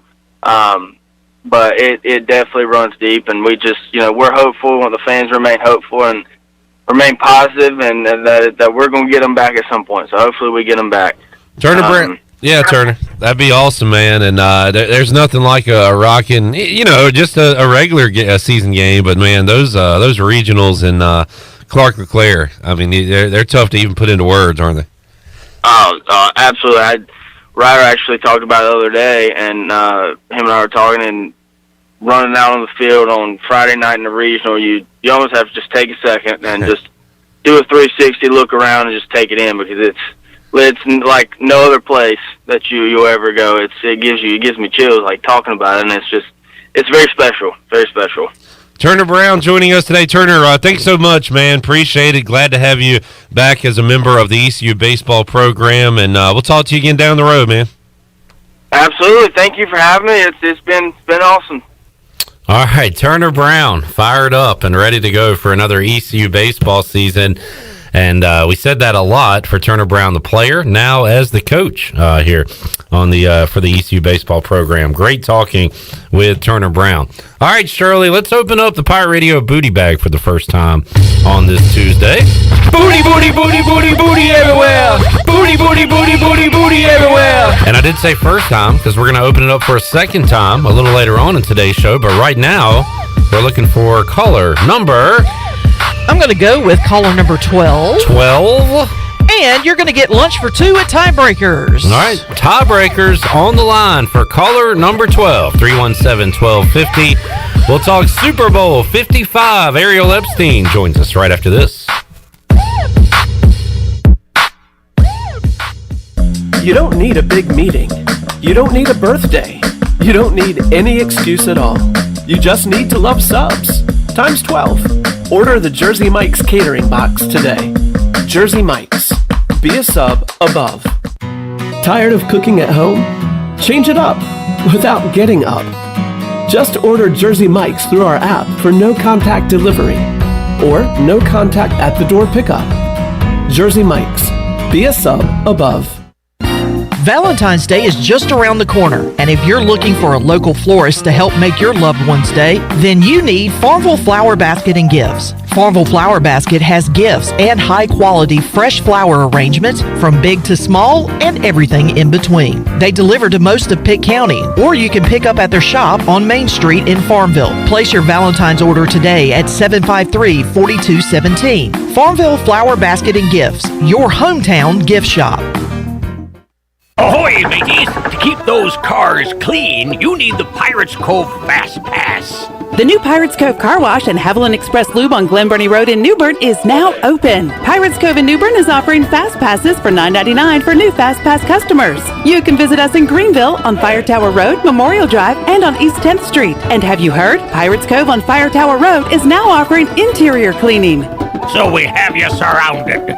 Pirates Cove, the official car wash partner of ECU Athletics. Bostic Sugg Furniture wants to know, how'd you sleep last night? If you're like thousands, the answer is probably not very well. You're tired, stressed, your job suffers, and worse, your health suffers. Get better sleep on a Restonic mattress, a Consumer's Digest Award winner 13 years running. Restonic Queen mattresses start as low as $4.99. Restonic two-sided Queen mattresses from only $6.99. If you're ready to wake up to a whole new you, we have a Restonic mattress waiting for you, exclusively at Bostic Sugg Furniture. They say nothing in life is free. Well, we're here to tell you they're wrong. Because when you switch to US Cellular, you can get the Samsung Galaxy S21 5G for free with no hidden requirements. That's right, the Samsung Galaxy S21 5G has launched and you can get it for free with no hidden requirements. US Cellular. Terms and conditions apply. See store or uscellular.com for details. Does the idea of going to your local U.S. Cellular store make you feel a bit uncomfortable? Tired of the hassle of waiting and wearing a mask? Let Toby Williams and his outside sales team take away that worry. They will come right to your home or office and drop your phone off on the porch or at the front desk for you. Saving you time and worry is what the team at Cellular Warehouse is all about. Call Toby today at 252-799-7051 and let them help you with all of your wireless needs. Cellular Warehouse, your local U.S. Cellular authorized agent. Hi, this is Billy Parker from Parker's Barbecue. I am so excited to announce a brand new menu item now available at all Parker's locations. Come in for our delicious new boneless wings. Our wings are fresh, hand-cut, right there in the store. Never frozen, and our wings are big. Try them tossed in one of our signature sauces, sweet red barbecue sauce or barbecue honey mustard. Get a boneless wing bag for less than $5. That includes 6 boneless wings with hush puppies and corn sticks. Parker's Barbecue, a homemade tradition for over 50 years. In studio with Dr. Shondell Jones today from Kinetic Physical Therapy. Dr. Jones, you guys offer more than physical therapy. Oh, yes, absolutely. We have more than therapy services, and, we have a lot, but a lot of people don't know that we offer personal training and even health coaching services. We have personal trainers that will actually come right to your home, do a personalized workout plan with you, and our health coaches will help you meet goals and solve problems for those health challenges you wanted to solve but just haven't had a chance to get to yet. Hey, to learn about our packages and deals, you can go right to our website at kptonline.com. This is former ECU baseball player and mayor of Greenville, PJ Connolly, and you're listening to Pirate Radio, the voice of Pirate Nation.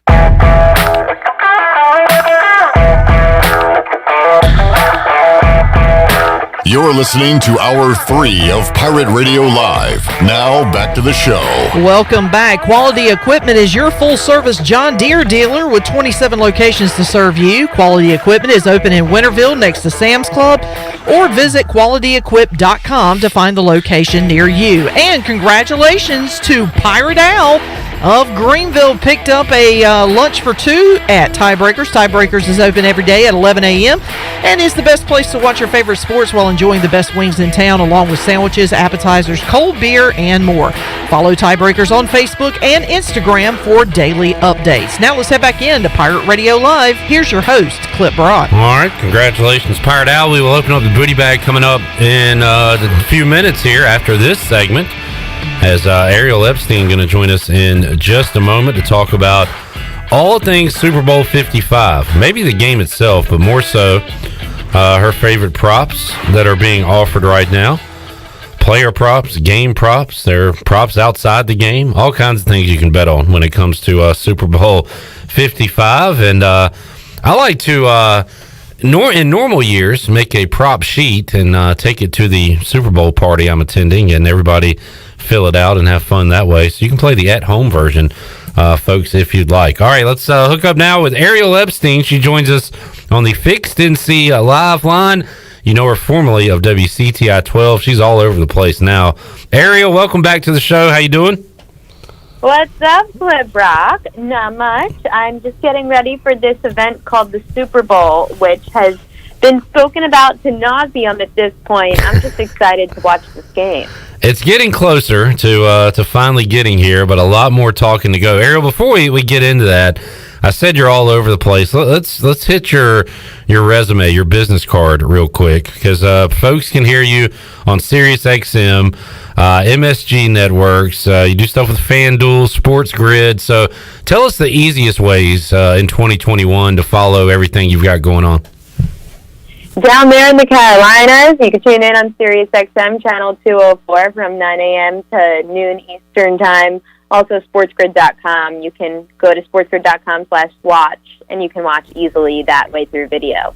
Awesome. And Ariel, you are, and this isn't self-proclaimed. I'm pretty sure I called you the prop queen. Did I call you that before you started going by the prop queen? Maybe. A few people have said that they've called me that. I think it was a general consensus of people coming together. It's just an untapped market that really benefits people during the Super Bowl to be looking at, whereas I'm probably going to bet NBA props. The lines are going to be so sharp on the Super Bowl. The playoffs have been really tough. However, people have been saying, oh, I feel like I've called you the prop queen for a long time. I feel I was first. I said, I don't know. Not many people go to the props market on a daily basis. Yeah, and you were awesome during baseball season with the strikeouts props. You would put those out every night. You do it with NBA. Why, Ariel? Is it because it was an untapped market you thought you could kind of get into, or do you enjoy that more than actually watching a game, just watching the individuals? Why are you so into it? First, it is the reason I got into betting, because I loved daily fantasy. It was kind of my gateway drug into betting. I was able to figure out, hey, I don't need to worry about 9 different players performing. I could just focus on one player. And even if I want to bet all 9 of those players who I think could have a big day today, even if I don't hit on 1 or 2, I'll come out profitable going 7 for 9. Then when it came to continuing looking into the market, now that it's my full-time job, I can take the time to really dive deep. For example, currently on my computer, I have about 40 tabs opened, which has every single game that the Bucks and Chiefs have played this season, and I'm going through player by player, defensive player by defensive player, how many tackles and assists they've had, in addition to their opponent, how many tackles and assists they've allowed to the other team, etc. It's a whole mishmash in my head that makes a lot more sense when it stays in my head. Ariel, I have hit live, like, next touchdown scored. I've hit that before. I don't think I've ever hit a first touchdown score. And those are big money. My dad just hit that last week. Oh, of course you did. Who'd you get? He was bragging. He felt like the smartest man in the world. He had Mike Evans. Oh, yeah. Okay. So have you hit one of those this year? No, I'm a very serious bettor, which makes a lot of sense because I'm a serious person. I just don't go to a lot of those markets. In fact, I hate the anytime touchdown markets because I feel it's such a dart. Yeah. Aside for these two teams where there are players that are a lot more likely to score, that's why you're seeing them at minus 120, minus 130. At that point, it's not even worth it. I just think that they're more of a dart play. I'd rather go to a market where I can try to really get a good grasp on the handicap and say, all right, Tom Brady has hit his over on pass attempts 10 times this season. This number is pretty good considering the Chiefs, let's just say, are going to force them to throw the ball. That's just a hypothetical, but I kind of try to go more on matchup and stats and numbers than I do on coin tosses. For folks that aren't familiar with all this, a few examples, like here's a few that are out there. Tom Brady and Pat Mahomes' longest completions. Mahomes is a yard longer at 39.5. You can go over under that. Brady at 38.5. Tyreek Hill, longest reception, 26.5 yards. So things like that. I mean, you can find anything if you're at the right book. So, Ariel, have you crunched these numbers? Do you have a favorite or two for Sunday? Yes, I have a few of them. I am going to be okay with taking the over on the wide receiver for the Chiefs, Tyreek Hill's longest reception of 27.5. He had a reception for over 70 yards against the Bucs last time out. The Bucs have a very injured secondary. Two of the players in the secondary for the Bucs have been injured, didn't play last week. One of them that could play this week, Antoine Whitfield, he might be limited, however, so I'd want to be a little weary of that Bucs secondary. The front seven for the Bucs is amazing. They're number one in the league for a reason. However, when it comes to the pass game, I bet against them all last week. Bet 3 different longest receptions props for the Packers, and they hit. It just takes one nice long throw. Another one that I like is for the Chiefs quarterback, Patrick Mahomes, to throw a second quarter touchdown. Mahomes has thrown a second quarter touchdown in 12 of his 16 games played. The Bucs actually have only allowed one touchdown in the last 6 games in the first quarter. Instead of betting against Patrick Mahomes, saying no to a touchdown in the first quarter, I'll say yes to a touchdown thrown in the second quarter. Very specific there. I like that. I don't even know where the hell to find that one, but that's interesting. They're all over the sports book, especially on FanDuel. I know you guys are getting closer to mobile wagering being legalized, I think. Man, maybe at a snail's pace. We'll see. We'll see about that. Ariel, some people are old-fashioned and like to just bet on the game itself. Can you believe that people do that in 2021? Unbelievable. How, if you had to, what side are you on, Chiefs or Bucks? I'm taking the Chiefs. I think their defense is getting better, and it's very underrated. Also, you can't forget that the defensive coordinator for the Chiefs is Steve Spagnuolo, who his first Super Bowl was with the Giants as the defensive coordinator, ending Tom Brady and the Patriots' undefeated season. Now he's on that other side again on Brady. They call him the Brady killer. Also, the numbers indicate that the Chiefs' defense is getting better. In the red zone, the Chiefs' defense was the worst in the league, allowing 74% of their opponents to score on them inside the 20. In the last 3 games, the Chiefs have only allowed 62% of the opponents to score in the red zone on those drives, and that's just 1% more than what the Bucs have done all season. That just shows that this Chiefs defense is much more improved in the red zone than they were for the 16-game regular season. Ariel Epstein joining us on the Fixed NC Live line with some good info, good insight. Ariel, Super Bowl 55 coming up on Sunday. I want to say, and let's go away from gambling just a moment. Your favorite sport, is that fair to say baseball, Yankees? Is that your, number one? They're tied. I love both. Also, happy birthday to the head coach of ECU baseball, Yeah. Godwin, manager, head coach, whatever they call themselves in college baseball. It's an honor to be on Pirate Radio on such a huge event. Such a huge day, Ariel. How excited are you for your Yanks and for baseball in general to be returning? We'll see.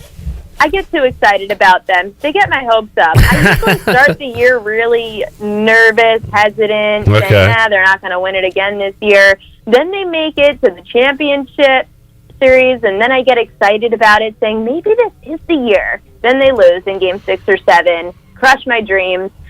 We'll see what happens. They lose Tanaka at pitcher, and they need a little bit more depth in that starting rotation. Yanks right now relying on 2 pitchers to come in, including Tyone, who they just sent from the Pirates, who also just had Tommy John surgery. Garrett Cole, also I'm glad they got him. Clearly just it wasn't the answer to their problems. The offense couldn't get their bats swinging hot. I think that they need a little bit more contact hitters. Losing Didi Gregorius was a huge loss a couple of years ago. I try to just go in cautiously optimistic. I also hope that baseball just gets everything together and actually plays on time. Very good point there at the end. But Ariel, wait and see mode on her New York Yankees. Ariel, good slate of NBA tonight, including Clippers Nets. That should be a fun one, and Celtics Warriors as well. Do you have a basketball prop you'd like to give the fine folks here in Eastern North Carolina for tonight? For you, Clip, of course. Of course. I will give your audience anything you ask for. Maybe not anything. But I will let you know on the prop that I like the most is going to the center for the Magic, Nikola Vucevic, over 2.5 3-pointers made. It was plus 120. Now it's down to about plus 100 on the FanDuel Sportsbook. Although Vucevic hasn't hit this in 3 games, Vucevic has hit this 10 times this season. The Raptors have allowed at least 2 players to have 3 or more made threes in 15 of their 20 games this season. Vucevic is the best 3-point shooter on the Magic. That's why I'm going in that direction. I like it. Take the big fella hitting some threes tonight in that Magic and Raptors game. Ariel, great to talk with you. Once again, folks, you can follow Ariel on Twitter. Is it just at Ariel Epstein? Is it that simple? It is. It is. I was one of the pioneers of Twitter, which is how I got my name. There you go. Got the full name and got a whole lot going on. Once again, for folks around here, if they want to hear you on Sirius XM, when can they do that? 9 a.m. to 12 p.m., Monday through Friday. Then just this Sunday for a Super Bowl special, 12 p.m. to 3 p.m. on the East Coast. Awesome. Ariel, keep up the great work. Great to talk with you, and we'll certainly do it again down the road. Thanks so much, Clip. Good luck this weekend. All right, thank you. There's Ariel Epstein throwing out some of her favorite plays for the weekend. Likes the Tyreek Hill over. Likes Pat Mahomes' second quarter touchdown. That is a very specific one that I imagine will have a pretty good return on your investment. And then tonight, Big Dog, Ariel getting a little NBA in. Vucevic for the Magic, is that how you say his name? The big fella? Over 2.5 3-pointers at plus money. She says he's going to hit a few threes tonight. So there you go. Speaking of Tyreek Hill, did you see? I saw a Twitter tweet about it earlier today that something about Tyreek Hill wants to challenge Scotty Miller to a race because Scotty Miller, of course, he plays for the Bucks, had stated that he's faster than Tyreek Hill. Yeah. And so, of course, they've been a little bit of jawing back and forth, but I just noticed that somebody had tweeted out that they wanted to do this at halftime of the game. And I'm like, okay, first of all, if I'm the coach, the last thing I want to do is have my fastest receiver pulling hammies during the halftime. First of all, I'm all in. That's I great. think it would be great to do, but not when you're the basically, aside from Travis Kelce, the number 1 receiver. I wonder if that could go somewhere though. Not guys that aren't involved in the game during halftime could do something like that. I think that would be fun. Yeah. Basically incorporate, do a skills challenge at halftime.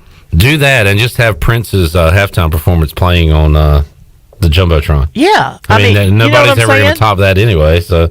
Yeah, there's very few. I've only seen one other performance that's even close to that. And that was who? Well, of course, this is a personal preference, but the year U2 performed right after 9/11. But those two, that one and Prince's performance, to me, hands down, best halftime performances I've ever seen. And this year we got The Weeknd. Yeah, I don't know how much I'm going to watch that. Although I will say Bruno Mars, when he performed that one year, I thought his was pretty good. Lady Gaga is pretty good. Lady Gaga. What was that? Oh, Glenn, we were looking at props for the Super Bowl, and it was like, will Drake appear? I don't know anything about him and Weeknd have a song. I don't know. I just saw somebody say Drake had some kind of surgery, like at the end of last year or something. Drake had ACL surgery. He tore his ACL. So he pushed back his album release. Yeah. And that put the kind of a damp cloth on him showing up at the Super Bowl with The Weeknd. Are we recommending betting no to Drake showing up? I would say no because his ACL's busted. Although I did see somebody say, so he used to be in a TV show called... He was in Jurassic High. Yeah, and he was where in he played Wheelchair Jimmy. Could he bring the wheelchair back? A throwback. Wheelchair Jimmy days. And that would be a yes. So I'm a little worried about it, but we're saying bet no on that one. All right. I like no on that one. But some people have to show up with The Weeknd because I don't think he's strong enough. Carry the whole thing on his own to carry the whole thing. So you got to have some people show up. And if you can't get Drake, you probably get Kendrick Lamar, I guess, as far as guys that have songs with him. Do you bring out an old rock guy to do something with him, like I don't know, Mick Jagger or something? I don't know. See, I thought about that. I don't think there's anybody that mixes. So I think you're stuck with you got Drake and Kendrick, Future, maybe somebody old school in the R&B world. Mary J. Maybe you can always.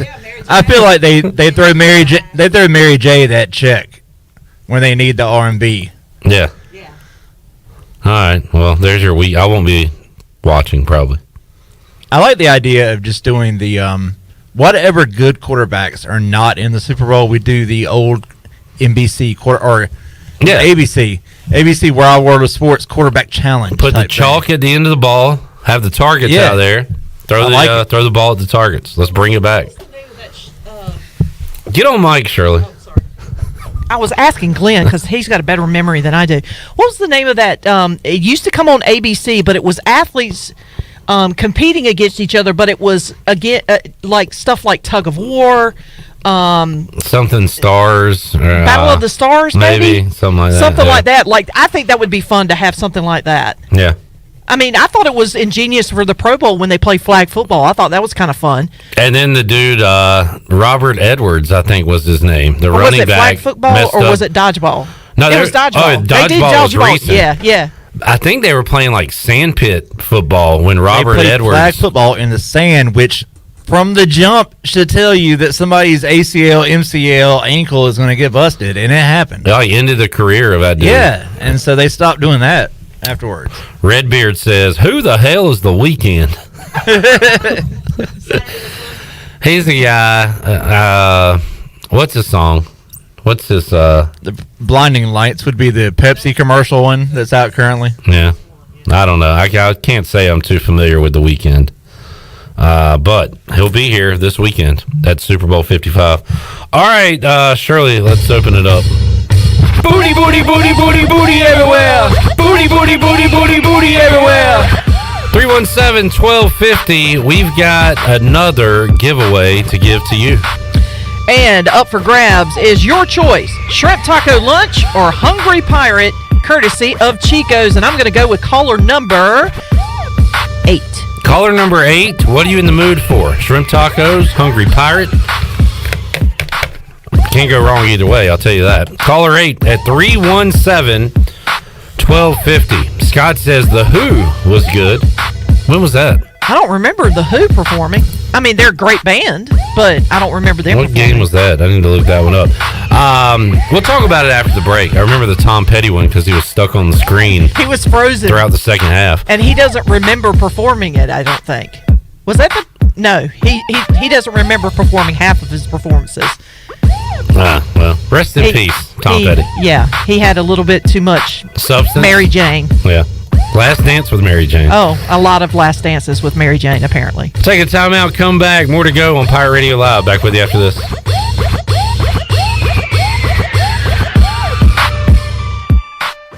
Hey Pirate fans, this is Blake Hardigree with ECU Baseball. I want to invite you to join our team on Saturday, February 13th virtually for our 2021 Pirate Baseball Banquet. Our keynote speakers are former ECU players Alec Burleson and Bryant Packer. We will have an auction through the Handbid app starting at noon on Saturday, February 6th and closing on Saturday, February 13th at 6 p.m. All proceeds from the banquet will go directly to ECU Baseball. Check ECU Baseball social media for the links and get your tickets today. We look forward to having you. Go Pirates!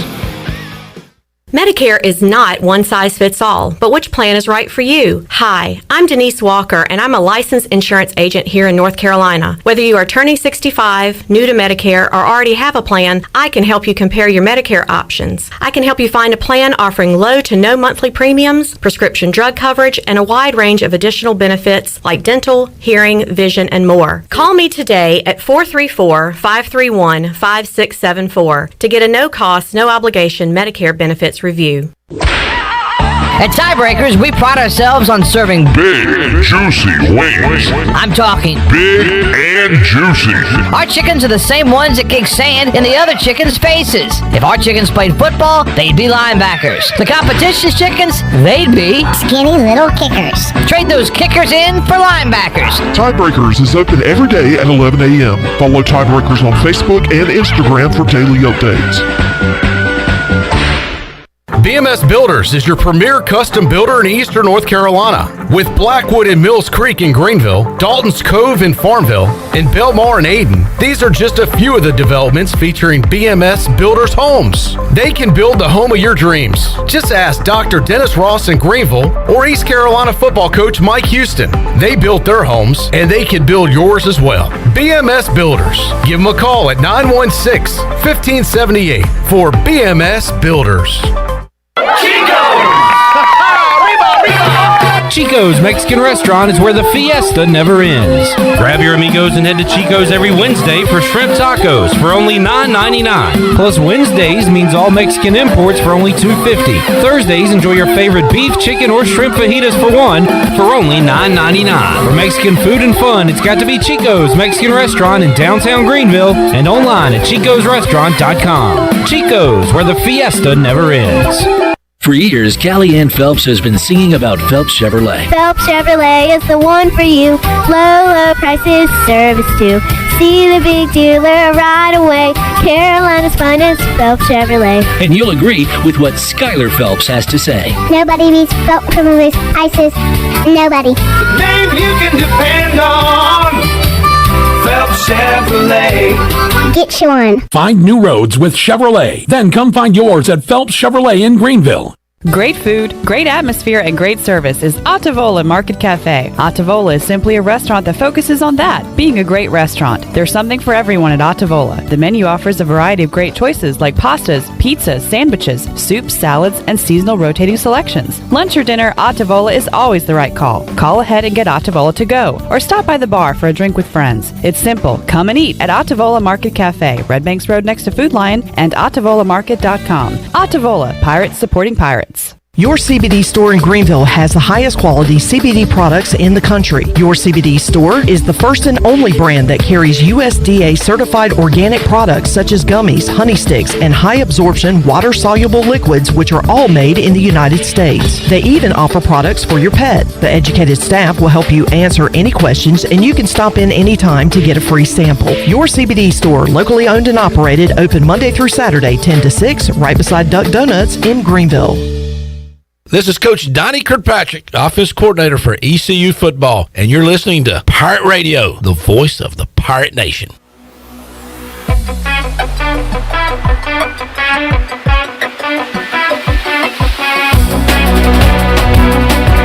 You're listening to Hour 3 of Pirate Radio Live. Now, back to the show. Welcome back to the show. Don't forget, a fresh new edition of the Pirate Radio podcast coming up in about 6 minutes at the top of the hour at 6 o'clock. The Voice, Jeff Charles, visits with ECU wide receiver and, of course, former NFLer Larry Shannon. We'll find out what he's been up to and, of course, take a look back at his NFL and college career. That's coming up at 6 o'clock. And congratulations to Mike Penuel of Apex, North Carolina. Picked up a shrimp taco lunch courtesy of Chico's. Grab your amigos and head to Chico's. Enjoy your favorites like shrimp tacos, steak and chicken fajitas, burritos, enchiladas, ACP, and more. Plus, they have ice-cold cervezas and Chico's famous margaritas available as well. For Mexican food and fun, it's got to be Chico's. Now let's head back in to Pirate Radio Live. Here's your host, Clip Brock. All right, a few more minutes to go on this Tuesday edition of Pirate Radio Live. I was looking at the all-time performers of the halftime show, and basically from Super Bowl I to Super Bowl, let's see, till you get to the 90s, it was pretty much like marching bands and other performances. But Shirley, I guess the first musical group, band, singer in that category to perform at a Super Bowl was who? What year was it? 1991. New Kids on the Block. Yeah. Your boys. My boys. Were the first performers, although it says performers. New Kids on the Block, Disney characters, Warren Moon, 2,000 local children, and an audience card stunt. What was Warren Moon doing out there? There's no telling. I do remember the Disney thing because that was the year that they did, if I'm not mistaken, that was the year of the Magic Summer Tour, which was a connection between Disney and Coca-Cola at the time. So there was like a kind of like a cross promotion there because I think that was way before Pepsi kind of took over the kind of the sponsorship for the halftime show. And they were getting ready to go off, embark on a world tour. So I think that's what it was. But I do remember that very well. Wow, Ellerby. Get your rim shot ready. Oh, God. Hold on. What was Warren Moon doing performing at the Super Bowl? Ellerby says the moonwalk. I mean, wow. You know what? I love a good dad joke, and that one hit the spot. Thank you, Ellerby. Speaking of the moonwalk, Michael Jackson did perform as the halftime. Between Michael Jackson and New Kids on the Block, Shirley, it was Gloria Estefan. Yeah, I do remember that. And then Michael Jackson, a famous one in 1993. Yep, because that's where he used the jetpack. The following year, we Gone Country with Clint Black, Tanya Tucker, Travis Tritt, and the Judds. That was in the Georgia Dome.